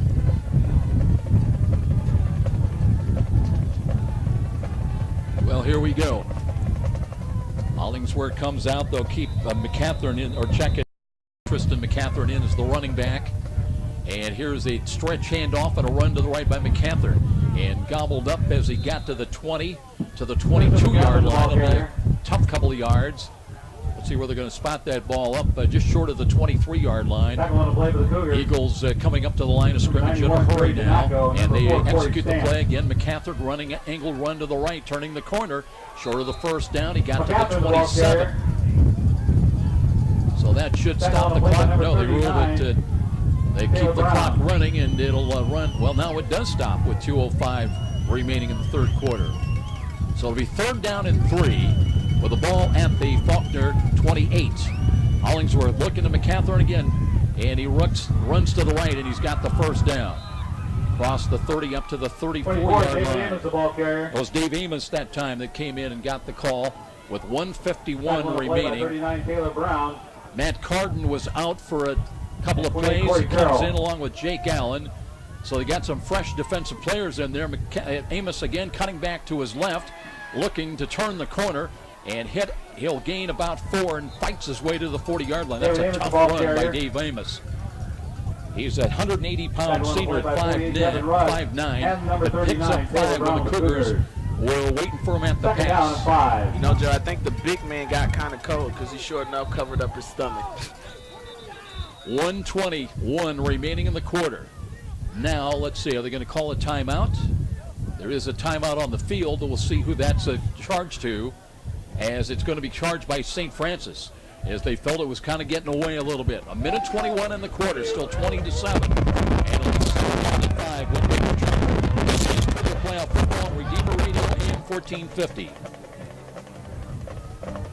Hi, sports fans. Sean McBride here, inviting you to try the Barbershop experience. St. Joe Center Barbershop, located at the corner of St. Joe Center and Maple Crest, prides itself on professionalism, cleanliness, and a family-friendly atmosphere. In their third generation of family ownership, they have a combined experience of over 125 years. Give them a call at 485-6981. It's my barbershop of choice. That's St. Joe Center Barbershop at 485-6981. Well, we've got 16 minutes and 21 seconds of live action remaining. And both teams have been kind of stymied. Now it'll be 2nd down and 5 for the Faulkner University Eagles. They've got it at their own 40-yard line. And Josh Hollingsworth has used the pass very sparingly against the wind. Checks off and backs up. Boy, Zach Bruce was coming and had to just avoid contact, which would have given him an automatic first down. They are coming with a blitz, motion by Goodson to the right, and they'll hand the ball. Here's Amos wrapped up and dropped for a loss. David Amos, the ball carrier. So the Cougars respond. That was Jake Allen that got through there. Number 36, Jake He's Allen been very quiet this season. And did a great job wrapping that up. Redeemer Radio Sports thanks H&L Electric for being our travel sponsor for today's game. For all your electrical contracting needs, contact the good folks at H&L Electric at 260-402-3541. Final minute of the third quarter. Hollingsworth on 3rd and long, wanting to throw. Near side's got a sliding catch for a first down. And on the near side, that was caught. A.J. Stevenson going to his knees in a driving snowstorm now. We've got the snow squall in, and that'll be right into the teeth of Josh Hollingsworth. First and 10 at the 47. They want to run the ball with Amos. Amos cutting back to the left, wrapped up at the 50-yard line and dropped as the Cougars Keith walked up on him. A gain of 3. Well, you can hear the wind. Driving snow squall. Hollingsworth out of the gun, hands to Amos. Amos tripped up. He gets back to the line of scrimmage. That's it. It'll be 3rd down. Ball carrier. And that's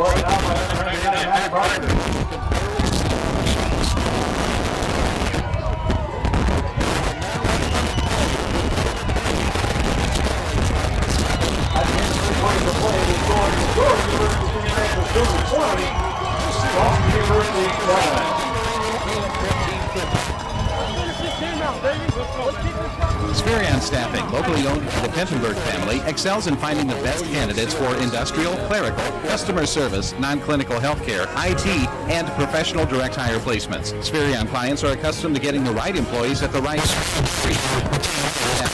proud excellence of the Dwenger Saints and the Lures Knights, both on the field and in the classroom. Whether you are seeking your next career move or searching for employees, 496-9900 or visit us on the web at spherion.com/ftwayne. Hello, I'm Tom Steele with Tom Steele Tire and Auto Repair, a family-owned business for over 35 years. We carry all major brands of new tires as well as a large selection of quality used tires to save you money. We do all types of auto repairs, be it brakes, alignment, or just fix your air conditioning. Tom Steele Tire, North Clinton or Illinois Road. Give us a try. You'll be glad you did. It'll be 3rd down and 6. Faulkner Eagles, they got the wind behind them. Driving snowstorm right here. As the run lines are looking to throw. I left on to pick 3, did not. It was A.J. Stevenson. John McBride. I'm warm. I just sidelines, and it is a snowstorm. The sidelines are gone, and it is a right field. Hollingsworth looking to throw deep. He's got a man. Catch is made for a touchdown. 38 yards. There was not a Cougar defender. Number 1, Trump Harrison, for a Faulkner University touchdown. And just like that, Joe. Just like that, they're back in it. 14:44 on the clock. So a big play in the driving snow, and Faulkner on the board, down 7. With the extra point attempt coming up, Cameron Golub, who's missed only one extra point this year. But now we've got the weather and the elements. This reminds me of Sioux Falls or Carroll kind of weather. Sunshine not all that long ago. High snap, and here's the fire play on, and that is going to be that. So the try for extra point is no good. That'll leave it a 7-point ball game. That is huge right alone. So 20-13 our score. And we'll step out after this 30-second timeout. This is Cougar Playoff Football on Redeemer Radio, AM 1450. Your University of St. Francis Cougars 20. A clean office space. Okay, that's an easy choice. And choosing the right company to clean your business is easy too. Sioka's Professional Cleaning is the choice of a lot of Fort Wayne companies because of the 100% satisfaction guarantee. Sioka's does it with built-in check systems to make sure your business is clean beyond your expectations every time. First impressions are critical, so make sure yours is always the best with professional cleaning from Sioka's. The best people, the best service. 483-2112 or online at siokas.com. Well, the extra variable, the weather, the driving snow, it has obliterated the yard lines just like that in a matter of about 2.5 minutes. But the extra point was no good. The snap was high. It was fumbled away. And that leaves it a 7-point St. Francis lead at 20-13. But the 38-yard touchdown pass from Hollingsworth to Trump Harrison gets them within one score. Now they'll kick away with the wind behind them. And you got to be careful of onside in a game like today. And, of course, the weather. The ball will be bounding around. And if it was hard to handle before Daniel Carter, it'll be even harder now. Definitely. So ball security is always what you stress when you add in that element of precipitation, whether it's snow or rain. Just to check out a couple of other scores. Up on Ottawa 7-0 in the first quarter, and Cumberland's up 49-28 in the fourth quarter. Kennemer to kick it away, approaches, and he does kick it high. It's hooking to his left, and that one will kick into the end zone, so it'll be a touchback, and the Cougars will have it at their own 25-yard line. Now the good news, USF has got the ball, but they'll have it at their own 25, and they'll work against the wind now, and even with the win in all that third quarter, they had nothing going their way offensively. Cougars will begin first and 10 on their own 25-yard line. With the Cougars, they get content, they get complacent, they put the car in sort of overdrive, sort of cruise control.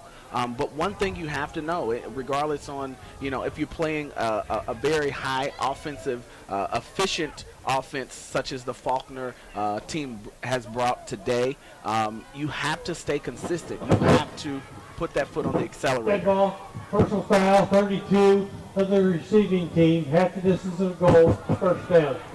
Well, something happened on that kick return, and that is ruled a personal foul against St. Francis. And it will go against Micah Noble. So instead of having the ball at the 25, it's half the distance, and is back now at the 12-yard line. And boy, just not the time, place where you can afford mistakes. Got to keep your composure. So Yoder out of the shotgun and checking off again with 18 still on the play clock. Nicodemus is in, flanked to his right. And Faulkner's got to have a lot of momentum and a lot of positive thoughts. They have everybody, 10 of the 11 within about 5 yards of the line of scrimmage. Yoder looking to Nicodemus, trying to feel his way up the middle. Nicodemus, the ball carrier. Gains a couple of yards up to about the, somewhere around the 14, 15-yard line. Yeah, like I know, right? It's kind of hard to tell. You can't see anything. I can't even see the Cougar, and you know exactly where that is. Yeah, right at midfield, but they're going to say it's at the 15. That'll be a gain of 3, second down and 7. Well, the clock is your ally, but... And now it's beginning to brighten up a little bit, but still a lot of snow on the field, obliterating the yard lines. Yoder wanting to throw. Near side's got Cam Smith with a catch, takes a hit, and is close to the first down. Let's see if he's got it. They're going to give him a spot of the football. He had to get up to the 22. It's got to be first. They haven't even moved the chains yet. Waiting while the officials take a look at it. Still, they've not even moved the down marker at this point. Hey, Joe. And let's go down to Sean. Yeah, I tell you what, just to paint a picture for our listeners, other than footprints, the field is absolutely completely white. It's very difficult to see the yard markers, let alone the sidelines themselves, which on an out pattern could be difficult for the referees to take a look at. And it looks like they're bringing the chains out. Yeah, they're just, and you respect that in a playoff game. You want to make sure That allows Yoder to come over actually in person to the near sidelines.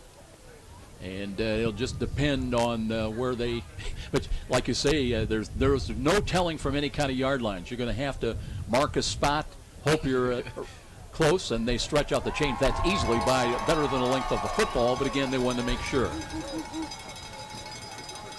That play so result. At the 23 is where they'll spot the ball. They had to get to the 22. It'll be a first down and 10, and that in itself is a little bit of positive momentum for St. Francis. Definitely. As long as you're moving forward, because the last few series has been back, definitely momentum for them. Yoder out of the gun once again, actually the pistol, as Nicodemus lined up a little bit behind. And to the left, they'll hand the ball to him again, looking to run, nothing there. Runs right into the hands of Mitchell. Hoskins came up and slowed him up and had some help from Mahan again, of course. So no gain, second down and 10. Knight and Cam Smith will check into the ball game, bring the play in. Seth Stewart checks out of there. Clock is running inside of 13 and a half minutes time remaining.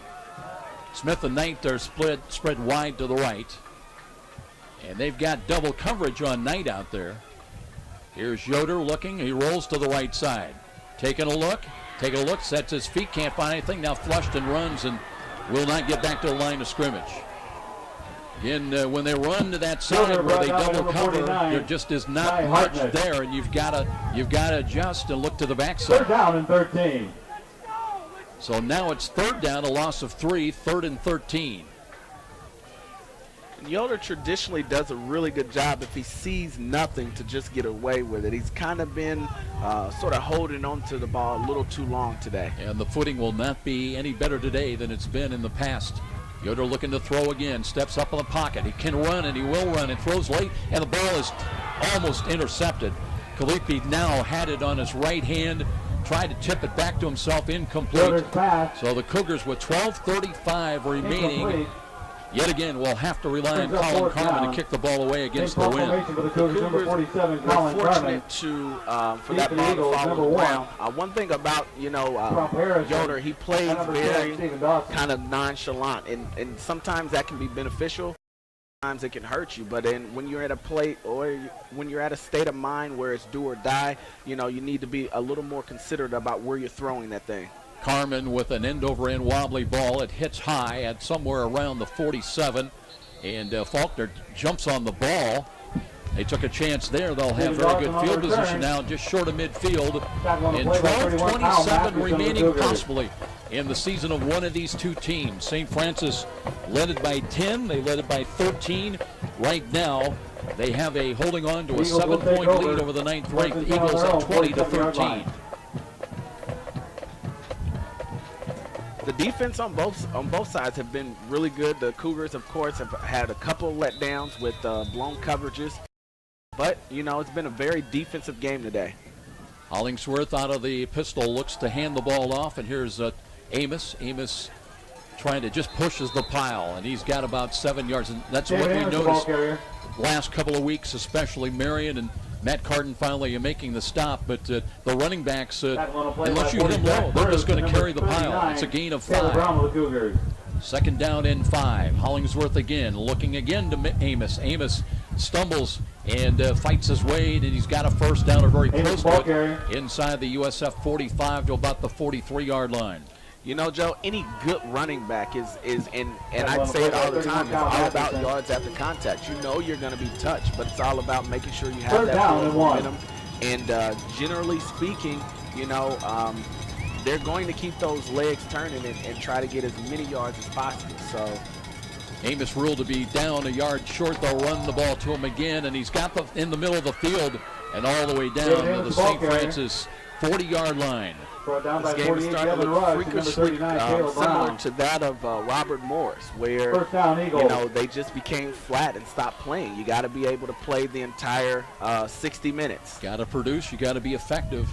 It's first and 10. Hollingsworth again looking at Amos yet again running up, and this time it's free. And let's see who's got it. Cougars. Nice. St. Francis has got it on another turnover. Looked like Matt Carton came up and handed the ball to the official. Fumble recovered by the University of St. Francis Cougars. It's really Carton with the fumble recovery. Amos had the first down and then coughed it up. So the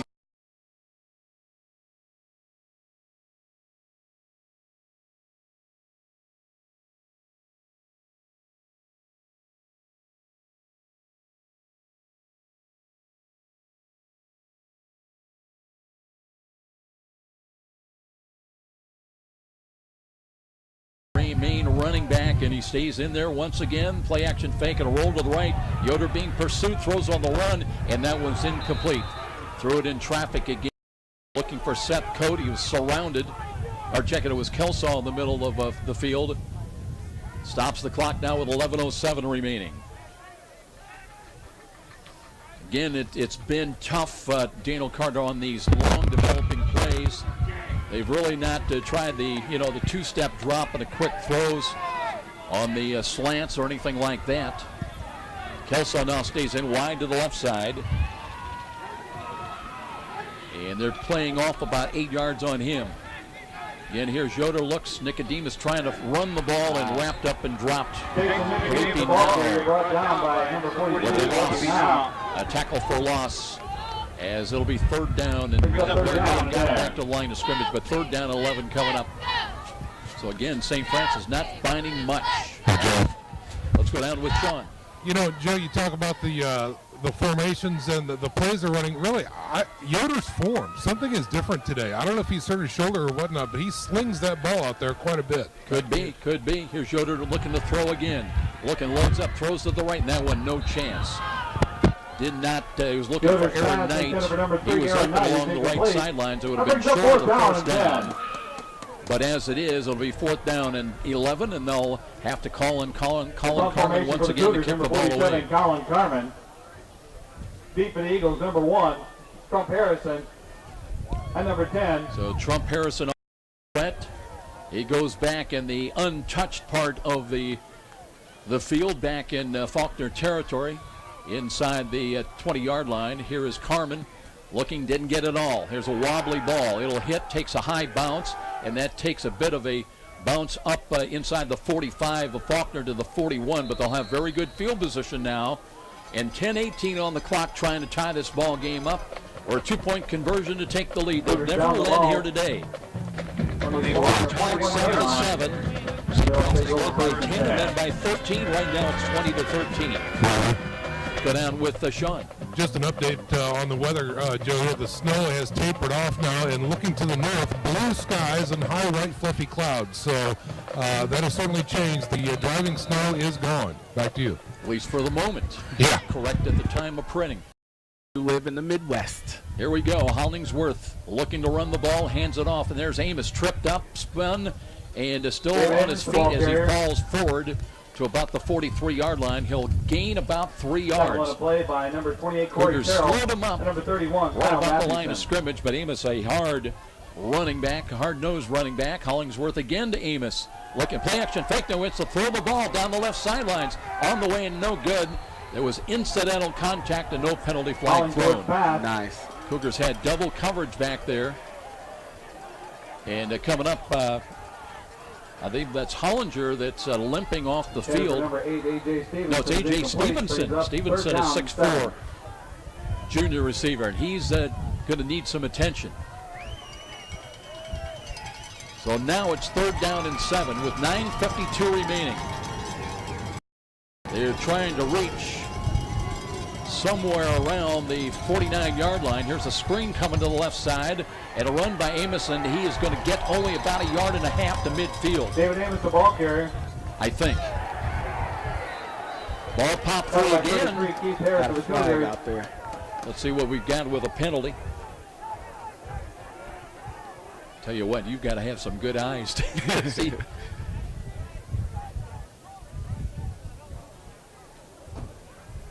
Dave Arnold, our referee. And it was sort of late after the play, so I wonder what they're going to call here.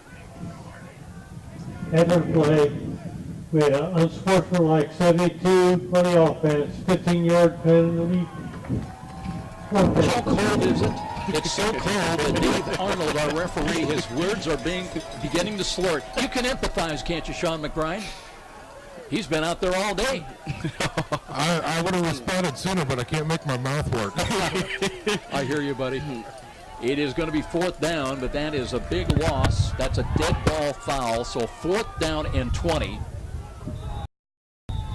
And the ball back, somewhere around the 30-yard line, 31, so they'll kick out of that. Short kick, wobbly ball near side. Got to be careful. Cale Tabler went down and slid and grabs it at about the 39 of USF. So here we go, 9:34 remaining. Can you get a couple of first downs? That's the big challenge for St. Francis.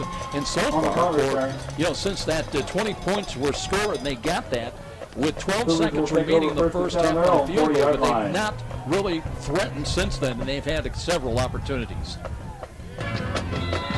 It's been interesting this second half. They have to, and I keep emphasizing it, they have to put at least a drive together to take off some points. Yoder looking, rolls to the right side, trying to screen back to the left, and just threw the ball away.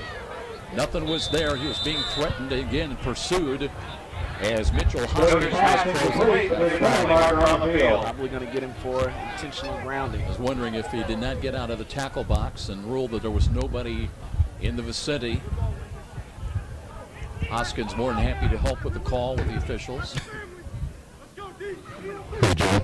And Sean down on the sideline. Yeah, while they discuss this penalty here, Joe, you really brought up a great point about special teams. We talk about the kicking game, the missed PAT by the Eagles, but of course the missed field goal, by the Cougars. So far, one score. We're going to call that illegal downfield for St. Francis. That is the penalty. So again, the kicking game crucial right now with the 7 points on the board. Could be 6, but it is not.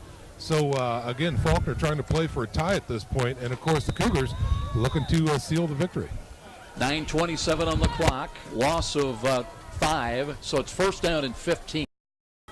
Ball's back at the 35-yard line. Well, you can see a little bit more of the field now with the players. Here's the throw near side. There's Monty McDowell with a catch. That's a big catch up across the 40. That'll get some of the yardage back and bring up second down as they're going to spot that ball. Looks like it'll be second down and about 9 with the ball somewhere across the 40-yard line. Brings up second down and 10.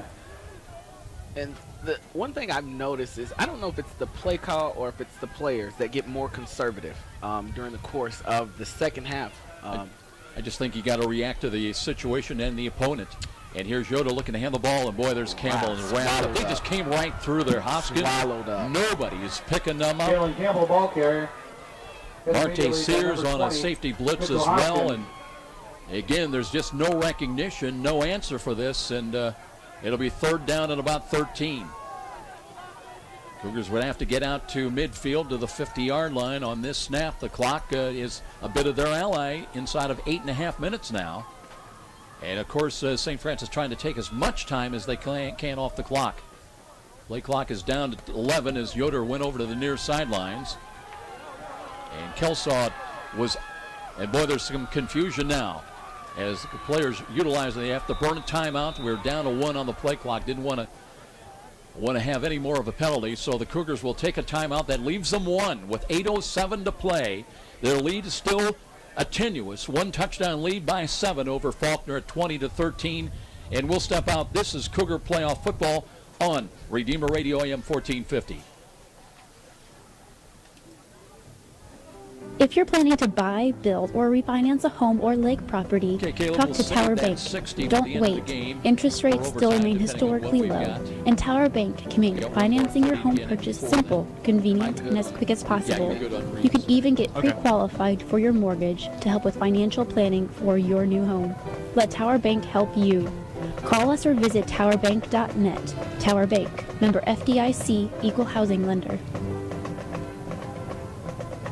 Well, the Cougars trying to come up with something and also checking their assignments as the linebackers have just been almost coming through untouched. And a lot of that led by Andrew Mahan at his defensive end position. He has had a dominating performance here today, especially in the second half. But Hoskins also as well. And right now, find a way to try to pick up about 14 yards on this snap of the ball.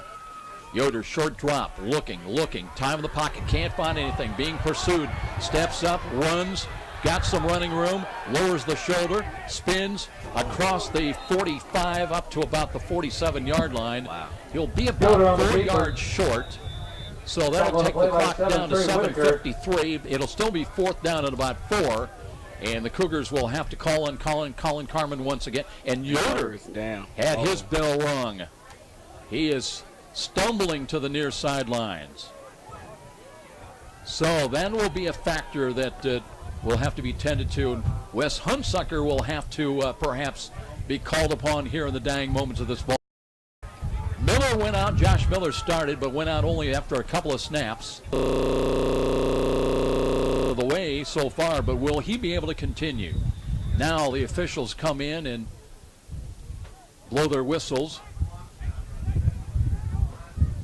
Punt formation for the Cougars from number 47. Now they do start the clock. It was stopped with 7:53. Well, Faulkner has all 3 of their timeouts remaining. Carmen waiting. He's got the snap, steps up, kicks it away. Low bounding ball. That will take a Cougar roll, and they'll back away from it inside the 20-yard line. At about the 19 is where the Faulkner University Eagles will have 7:26 on the clock and trying to work some 81 yards to try to get into a tie or better. And St. Francis, conversely, trying to rely on their defense to stand tall here in the final minutes of this ball game. You know, Joe, as much as I miss football, I'm glad I don't have to play in this. Especially on a day like today. Right. Well, Hunsucker, I believe, is warming up. And we'll have to see what the situation is going to be. Here's a ball thrown near side, incomplete. Nice. Good coverage that time on the near side. Stephen Dawson was the intended receiver. The ball was on the money, but so was Corey Stamps. Corey Stamps. Him and his island out here today. He's done a great job on at least breaking up passes today. We'll, when we get a chance, we'll see. Yoder's trying to warm up with Hunsucker. Here's Hollingsworth. Pressure's coming, runs away. Now running on his own, gets away from another. Lowers the shoulder. He'll gain yardage about 4 or 5 yards out to the 25-yard line. And now the Cougars have got another player down. Harris has been banged up a little bit today. He's had a couple of times. And right now down on his stomach. So we'll have an injury timeout with 7:04 remaining. It'll be 3rd down and 5 coming up for the Eagles. And they may well look at they are in 4 down yardage area regardless of having the ball back at their 25. Still over 7 minutes though.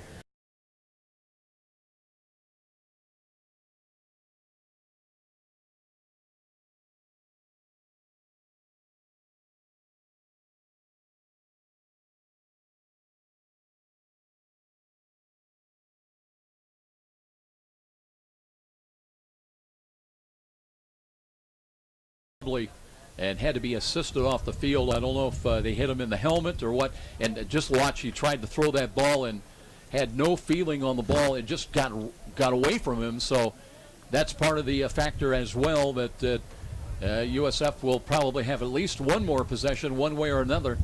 And will Dave Yoder be able to go the rest of the way?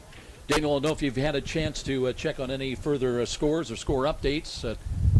Last time I checked the Grandview game, it was 7-7, and still trying to get an update. The last time for the Cumberland and St. Ambrose game, it was still 49-28. I haven't gotten an update since about 10 minutes left in the 4th quarter. By the way, the good news on Keith Harris, he jumped to his feet and runs off. So apparently just stunned for a moment. It'll be 3rd down and 5. Big point of the ball game. Hollingsworth with Amison as the running back, offset to the left side. Hollingsworth with the snap, wants to throw, looking, throws over the middle, and that ball is caught, and for a 1st Hollingsworth down. pass complete to number 24, David Amos. Threw it to the running back. David Amos came out of the backfield, so they moved the chains, and Faulkner still alive with 6:46 remaining. Hollingsworth again, looking to Amos. Amos looking for running room, won't find much. And stacked up, will gain about a yard and a half. Up short of the 33-yard line, it would appear, somewhere around there. Yeah, I tell you what, Joe, we talked at the last sideline update. Sonny, the snow and wind are back. Imagine that. So a gain of 1, 2nd down and 9. Here's on a screen, they want to throw the halfback option, and a reverse and a run to the left side. And being pursued, they've got the first down and much more. As a scramble play that time by Hollinger. Wanted to throw the pass, nothing was there, and he runs for the first down almost up to midfield. They've got it up around the 48-yard line. 6 minutes remaining. Hollingsworth to Amos, hands it off. Up in the middle, he runs into Cougar territory down to about the 48-yard line. David Amos on the carry. Cougars trying to hang on as the clock will approach 5.5 minutes time remaining. Faulkner still with all 3 of their timeouts remaining. Down 7 here on the road. Taking plenty of time here though as the snow begins to fall again on the lake effect snow squall. Play clock now down to 17. Hollingsworth with Amos in the ball game, flanked to his left. Now he flip-flops him in motion. Will he throw him on the screen? No, it throws that Trump Harrison. Harrison looking, he's got the first down, spins his way down to about the USF 43-yard line. So they've got another first down, and it is Faulkner right now that's moving the football. Pinpoint passing of Josh Hollingsworth, and getting some good runs mixed in as well from his teammates. Hollingsworth looking to screen the ball. He's got a catch far side. That's A.J. Stevenson looking wrapped up short of the first down. About 6 on that catch. Tackling a play by number 39. Back inside of 5 minutes now, time remaining. Field goal will not do Faulkner any good. They need a touchdown and an extra point. And now what do we have? We have another Cougar down on the far sidelines right in front. It's Taylor Brown. Taylor Brown in front of the Faulkner bench, and he comes up limping. Across the Daniel can actually see that far. Those young guys, John, those young guys. Taylor Brown trying to shake it off and stay in if he can. They're going to bring Keith Harris back in. He was out for a play. Jamel Green was in that last play. He checks out of the ball game. Let's see if Brown, though, if he's going to be able to hang in there. He's getting a little pep in his step as he's walking across the field here. Gain of 6 on that last pass catch, so it'll be 2nd down and 4 with 4:49 remaining in this ball game. And by the way, Brown limping off now, being assisted coming off the field near side. They'll wait for him. Now this is a long way from being decided, and momentum going Faulkner's way. Hollingsworth out of the gun, wants to throw a pump fake, now throws the fade down. He's got a man out there, and there's the ball incomplete. Good rotation. Eric Humphrey came over and helped on the double coverage effort, and then ball dropped in front of Trump Harrison, incomplete. I think that just shows you how much Hollingsworth really trusts the little guy to throw it up in double coverage and tell him, okay, just make an attempt at it. Go up and get it at 5-5. Hollingsworth looking to throw again, throws over the middle, has got a ball. That's dropped. Wow. That was in and out of the hands. It was a high ball, but maybe on a good day that was an easy catch. But incomplete, and now it's 4th down. They need 4, so the game on the line right now for Faulkner with 4:34 remaining. Crowd coming alive. They've got it at the Cougar 34-yard line, trying to reach the no tomorrow for one of these teams. Hollingsworth again looking, throws over the middle, and has got a catch for a big first down and a run after the first down inside. A.J. Stevenson is down in the red zone. It'll be first down. And let's say they've got it somewhere around the 10-yard line. And the Cougars have got another player down.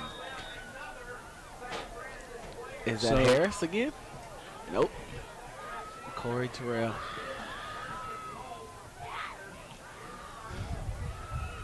So we have an injury timeout, 4:25 remaining. And we'll have to see exactly what the situation is. So we have the injury timeout. I tell you what, let's stop for this 30-second timeout for Dr. Pritchard back at the studios. 20-13 our score, and this is Cougar Playoff Football on Redeemer Radio, AM 1450.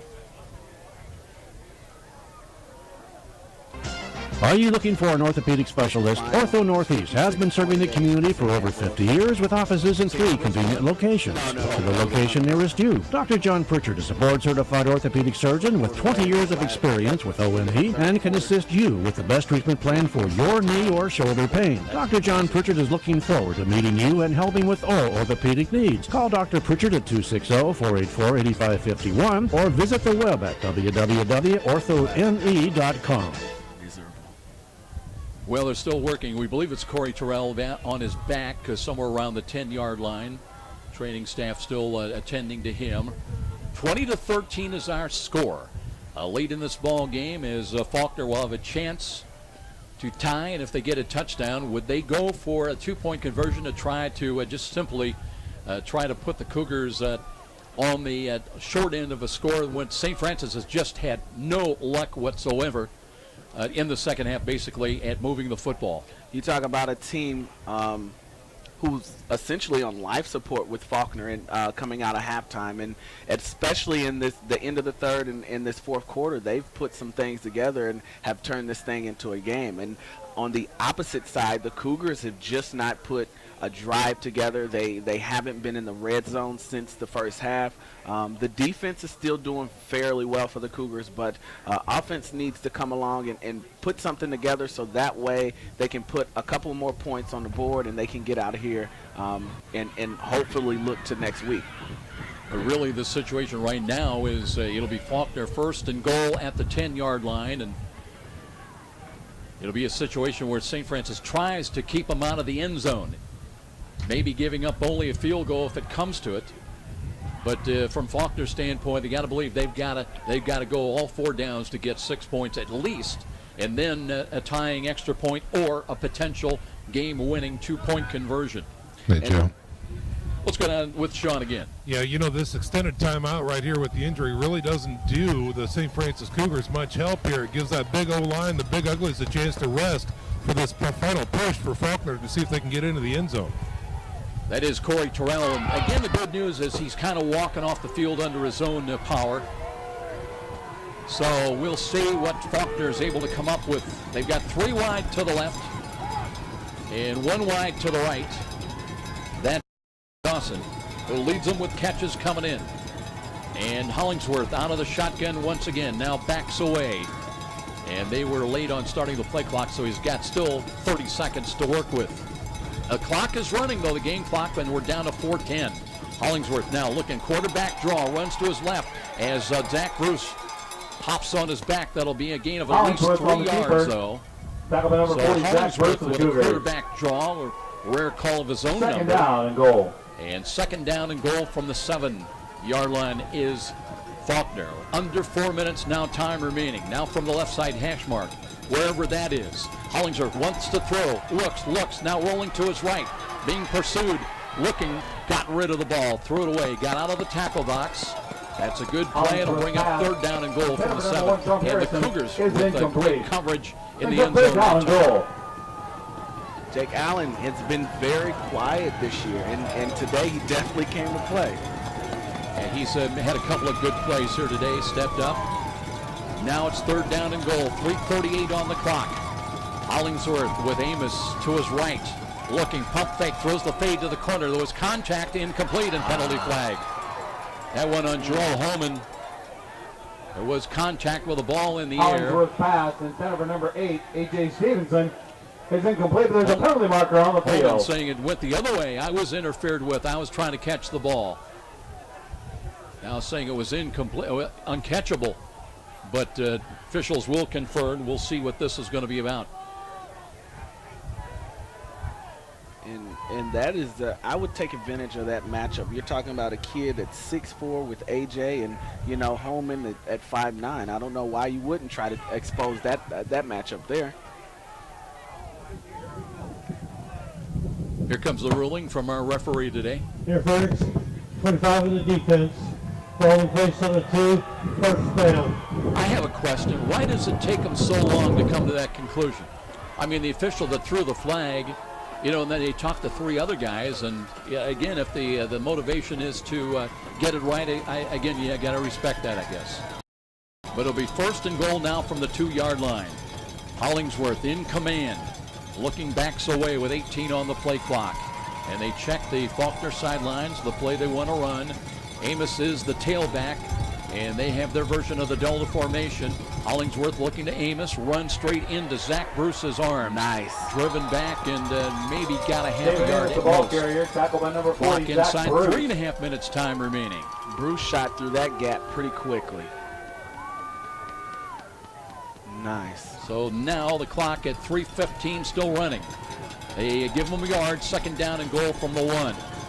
Hollingsworth again, out of the pistol, looking, wants to throw, looking, he's going to run with the ball. Fell down short of the goal line and did not get in. He's short of the goal line, did not score with under 3 minutes remaining. It'll be third down and goal from the 1. He tried to make a quick cut and lost his footing, and they're going to move him back. Well, it'll be back a full yard from the goal line. So third down and goal from the 1 with 2:42 remaining in this ball game. Amos back in as the running back, and now let's see if they're going to take a timeout with 2:37. Dave Arnold waved his arms, and now they wind the clock. Why they stopped it, I do not know. But Hollingsworth now ready to take the snap. Backs away with 18 on the play clock. He's got time. Whispers something to Dave Amos. Now we're down to 12 and 11, 2:22 remaining. And here is Amos running off tackle, lowers the shoulder, didn't get there. Nice. Did not get Dave there. Amos, the ball carrier, set by number 99, Matt Carton of the Cougars. Big fella on the tackle, Matt Brings up Carton. fourth down. So it'll be fourth down and goal from the 1 yard line. And it comes down to this with just about 2 minutes remaining. Clock inside of 2 minutes now. Faulkner has still not taken any of their 3 timeouts. And fans to their feet getting excited. It comes down to this. They are a full yard away. Hollingsworth again says something to Amos on this fourth down call. Play action, faking a bootleg to the right side. Who's sacked? Joe Gallen was there. Hale Taylor was there. And the Cougars have held the team over the football with 1:39 remaining. 36, Jake Gallen of the Cougars. Nice. Hollingsworth trying to cross him off. He faked the handoff to Amos, wheeled to his right, but he stumbled a bit in the snow and was never able to get any traction. That was a beautiful stance. You can't ask for anything Cougars more will from take your over defense. first and The backs 10 on against the their own, wall, 4 the yard ball's line. on the 2 yard line, and you're telling them to hold not only 4 downs, but they actually held 7 downs to keep them out of the end zone. Let's check in with Sean McBride. You can't get away. You can get away with that play down in Alabama, but not on a snow-covered field here in Fort Wayne. Back up to you. Yoder is in there at quarterback. He'll take the snap and hands the ball. Here is a run to the left side, and Nicodemus trying to find some running room just to run some clock. And we are down to 92 seconds remaining. We'll see there's a positive gain of about 3 yards. That's a tough run. So a timeout down below. We'll keep things right here. St. Francis needs at least 1 first down out of this possession. Brings up second down. 1:32 on the clock. Well, you really don't want to throw the ball. You don't want to put it up, and a lot of bad things happen when you try to pass, especially on a snow-covered field. And with a defense that has had a number of opportunities for interceptions today. They've had 1 interception. And right now, a second down and 7. Well, how risky do you think Kevin Donnelly and Pat Donnelly are at this point, leading it by 10 to 11 points? Betting would be, Daniel, that you'd want to be conservative, whether to keep it on the ground again and force Faulkner to use 1 of their 2 remaining timeouts. I think at this stage of the game, I would probably play somewhat conservative, keep the clock moving, and force them to get rid of that timeout. So second down and 7. Let's see, Nicodemus is the running back. He tried to free up a little bit of his cleats, some of the snow debris. And let's see, they've got also, I think that's Seth Coate. And now the whistles, the flag was thrown right in the middle. I'm not sure what this is about. Play clock still showed 7 seconds. And Cougars are backing up.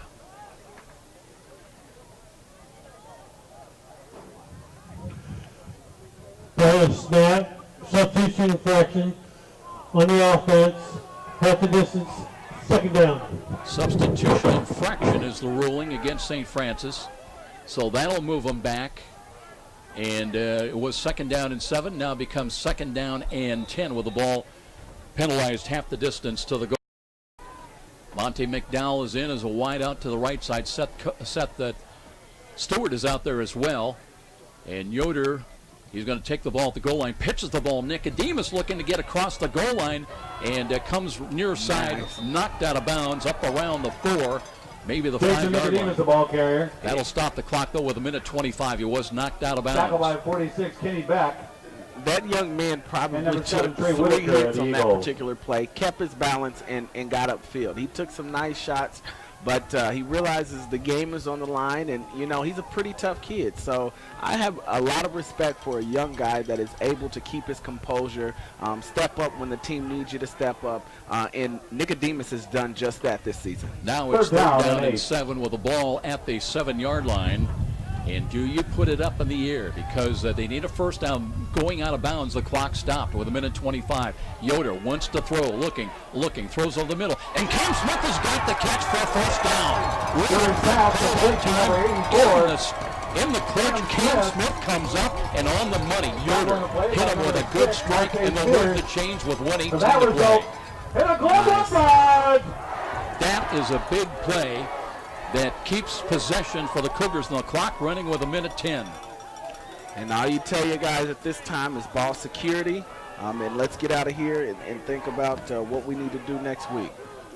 Well, if this holds up, Daniel Carter, we'll be talking about the tremendous goal line stand by St. Francis when they had it first and goal at the 2 with the penalty. But right now, 50 seconds. And why is Faulkner not? They're sitting on their 2 remaining timeouts. And the Cougars will take, I think, or did the Faulkner take their last? No, St. Francis takes their last with 46.7 seconds remaining. And we'll keep things right here. But St. Francis and, you know, Sean McBride, it's not been pretty today, buddy. It's been down there in the cold. The sun is out now, but at the goal line stand, and then a big first down catch by Cam Smith. Well, I tell you what, it is exciting down here, Joe. Management get their ducks in a row, figure out what they're going to do for this last 46.7 seconds to seal the victory. Excuse me. The lungs are working hard down here, Joe. I got to tell you, this cold air. You did mention that the sun was out, the wind is still blowing, but it's gorgeous right now. But, you know, 5 minutes from now, it's going to start snowing again. So let's get the Cougars out of here with a big W here with 46 seconds left. Well, just ask Dave Arnold how cold it is. We've been able to only barely understand some of his rulings, and well, you understand why. Here we go, though. It'll be first down and 10 with the ball at the 8 line. Faulkner still with 2 timeouts remaining. 46.7 seconds remaining. They'll run the ball, and boy, tell you what, Nicodemus is nailed for a loss of about 1.5 yards. And Faulkner will now take one of those 2 remaining timeouts. They have 1 left with 41.1 seconds to play. The other games, as Daniel Carter was talking about earlier, we understand that that Cumberland's has defeated St. Ambrose. The other games in progress, Grandview was in a little bit of, remember, they were undefeated, ranked number 2, and they really handled St. Francis about midway through the season. They were hosting Ottawa, Kansas, and that was a close ball game. Yep, now the score is 7-17 Grandview. So starting to pull away a little bit there. So the Vikings starting to take command of that ball game. St. Francis trying to hold on here in the dying moments with under a minute remaining, 41 seconds to play. And they lead at 20-13. But they'll have second down and 11. And Faulkner can stop the clock just one more time. And let's see, St. Francis is just going to try to basically go in the victory formation to force Faulkner to take that final timeout and bring up third down and 11. And then it depends on when they clock ready. St. Francis does look to take a knee with 39 and 38.4 seconds. Faulkner takes their final timeout, so it'll be third down and 12. And the Cougars can basically run this down to about 13 seconds, maybe a little bit more. Again, it depends where they mark that ball, when they mark that ball ready for play. but you never know. Football, been a lot of famous stories about dramatic finishes. And it's never over till triple zeros come up and the fat lady sings. And she is out there looking for a hot dog and warming up. 38.4 seconds remaining in this one. And the Cougars have never scored in the second half, Daniel. And they've managed to hold on, and they've done it with some just yeoman defense down the stretch here. You know, Joe, I think about some of the times that I was playing in playoff series. It used to be the first round was pretty easy, somewhat light, but it just goes to show that, you know, across the nation that talent is starting to be distributed evenly and dispersed between all the teams here. Here we go, third down and 12. Again, the Cougars will look to take a snap and take a knee. So now the clock runs. 34 seconds remaining. The play clock still at 30, and that is it. They're going to need to take another snap, and St. Francis has won this ball game by a final score of 20-13. So some would call it ugly.